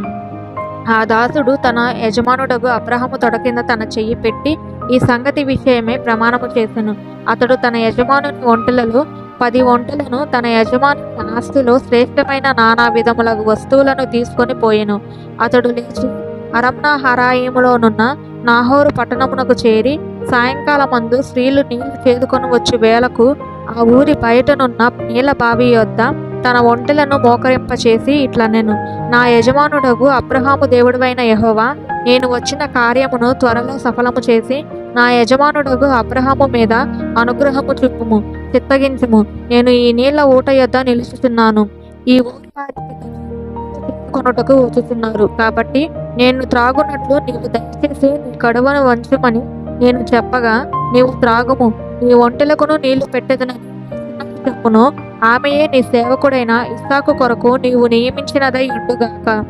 అందువలన నీవు నా యజమానుని మీద అనుగ్రహము చూపితివని తెలుసుకొందును నేను.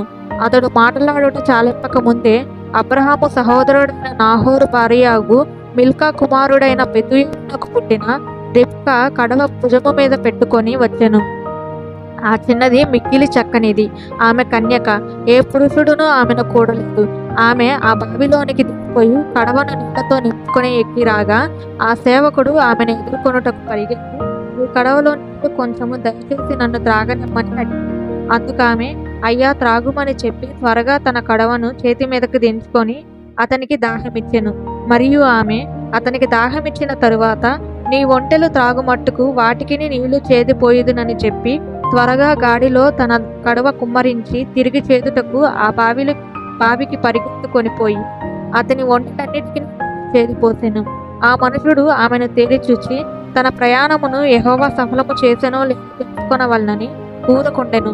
ఒంటెలు త్రాగుట అయిన తరువాత ఆ మనుషుడు 1/2 తులము ఎత్తుగల బంగారపు ముగ్గు కమ్మిని ఆమె చేతులకు 10 తులముల ఎత్తుగల 2 బంగారు కడియములను తీసి, నీవు ఎవరి కుమార్తెవు? దయచేసి నాతో చెప్పుమనెను. నీ తండ్రి ఇంట మేము ఈ రాత్రి బస చేయుటకు స్థలమున్నదా అని అడిగి, అందుకామె, నేను నాహోరునకు మిల్కా కనిన కుమారుడగు బెతూయేలు కుమార్తెనెను. మరియు ఆమె, మా యొద్ద చాలా గడ్డియు మేతయు రాత్రి బస చేయుటకు స్థలమును ఉన్నదవనగా, ఆ మనుష్యుడు తన తల వంచి యెహోవాకు మ్రొక్కి, అబ్రహామును నా యజమానుని దేవుడవైన యెహోవా స్తుతింపబడునుగాక. ఆయన నా యజమానునికి తన కృపను తన సత్యమును చూపుట మానలేదు. నేను త్రోవలో నుండగానే యెహోవా నా యజమానుని బంధువుల ఇంటికి నన్ను నడిపించిన నేను. అంతటా ఆ చిన్నది పరిగెత్తుకొని పోయి మాటలు తన తల్లి ఇంటి వారికి తెలిపాను. రిబ్కాకు లాబానునొక సహోదరుడు ఉండెను. అప్పుడు లాబాను ఆ బావి దగ్గర వెలుపటనున్న ఆ మనుషుని యొద్దకు పరిగెత్తుకొని పోయెను. అతడు ఆ ముక్కు కమ్మిని తన సహోదరుని చేతులున్న ఆ కడియములను చూసి, ఆ మనుషుడు ఇలాగు నాతో మాటలాడెనని తన సహోదరి రిబ్కా చెప్పిన మాటలు ఆ మనుషుని యొద్దకు వచ్చెను. అతడు ఆ బావి యొద్ద ఒంటెల దగ్గర నిలిచి ఉండగా లాబాను, యెహోవా వలన ఆశీర్వదింపబడిన వాడా, లోపలికి రమ్ము. నీవు బయట నిలువనేలా ఇల్లును ఒంటెలకు స్థలమును నేను సిద్ధము చేయించితిన నేను.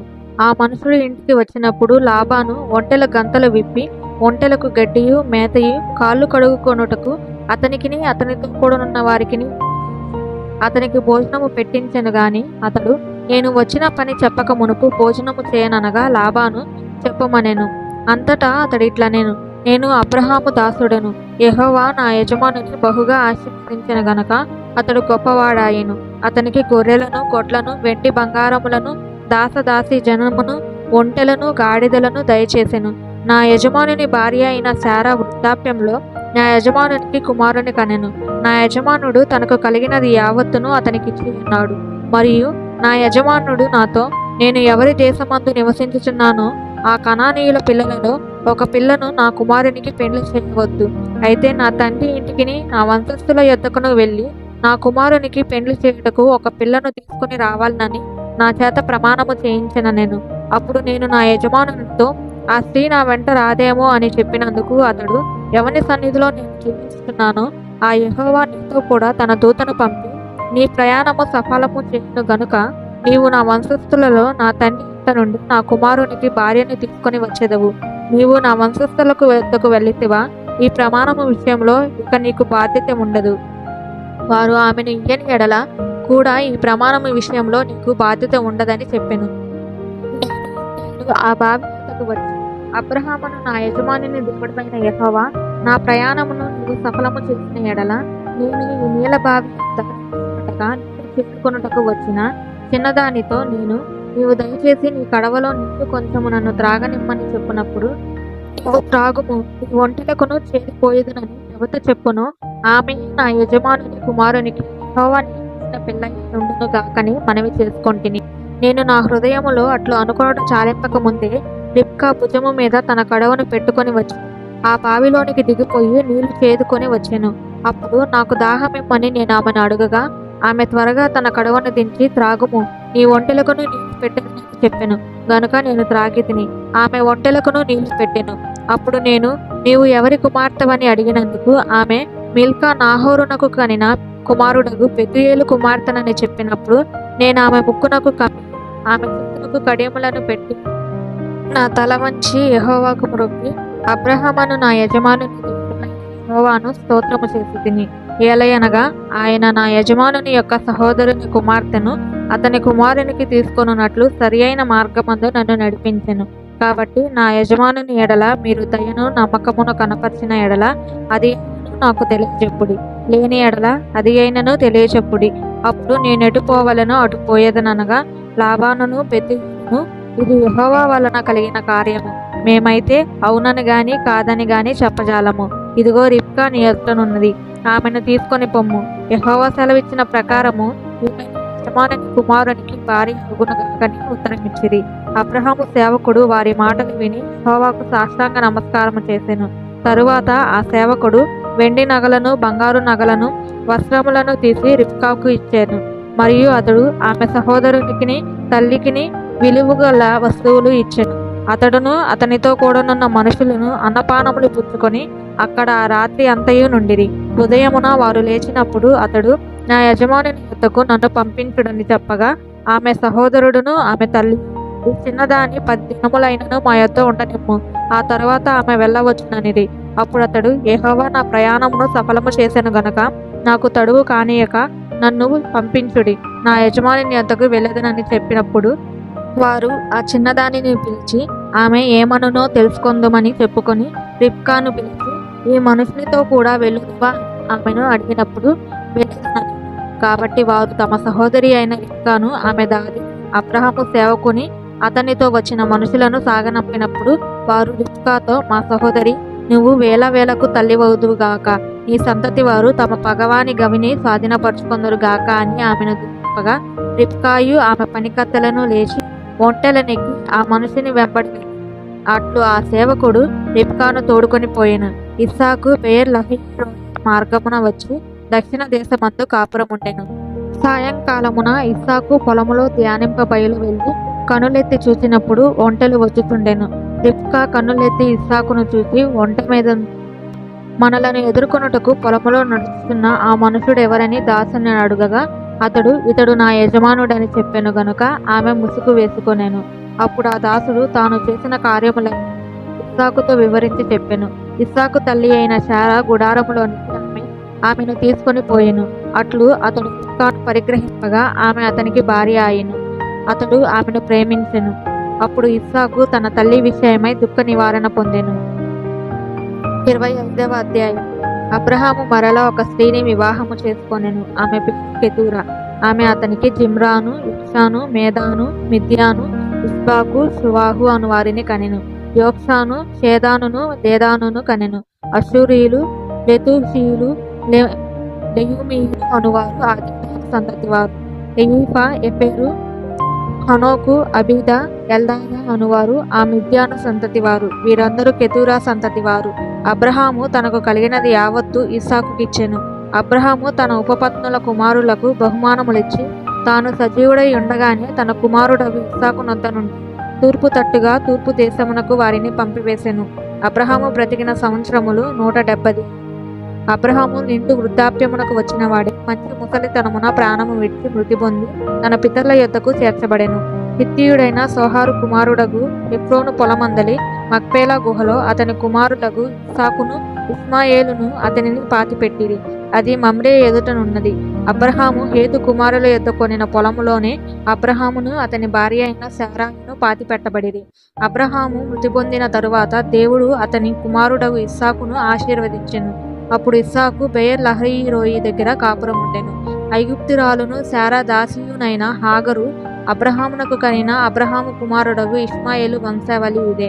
ఇష్మాయేలు జ్యేష్ఠ కుమారుడైన నెబాయోతు, కెదారు, అద్మాయేలు, మిస్బాము, మిష్మా, దుమామస్స, హదారు, తేమ, యతేరు, నపీషు, కెదేమా. ఇవి వారి వారి వంశముల ప్రకారము వారి వారి పేరుల చొప్పున ఇష్మాయేలు కుమారుల యొక్క పేరులు. వారి వారి గ్రామములలోను వారి వారి కోటలలోను ఇష్మాయేలు కుమారులు వారి పేర్లు ఇవే. వారి వారి జనముల ప్రకారము వారు 12 రాజులు. ఇష్మాయేలు బ్రతికిన సంవత్సరములు 137. అప్పుడు అతడు ప్రాణము విడిచి మృతి పొంది తన పితరుల యొద్దకు చేర్చబడెను. వారు అషూరునకు వెళ్ళు మార్గమున హవీలా మొదలుకొని ఐగుప్తు ఎదుటనున్న షూరు వరకు నివసించువారు. అతడు తన సహోదరులందరి ఎదుట నివాసం ఏర్పరచుకొనెను. అబ్రహాము కుమారుడగు ఇస్సాకు వంశావళి ఇదే. అబ్రహాము ఇస్సాకును కనెను. ఇస్సాకు పద్దన్నరాములో నివసించి సిరియావాడైన బెతుయేలు కుమార్తెయును సిరియావాడైన లాబాను సహోదరియునైన రిబ్కాను పెండ్లి చేసుకున్నప్పుడు 40 సంవత్సరముల వాడు. ఇస్సాకు భార్య గొడ్రాలు గనుక అతడు ఆమె విషయమై యెహోవాను వేడుకొనెను.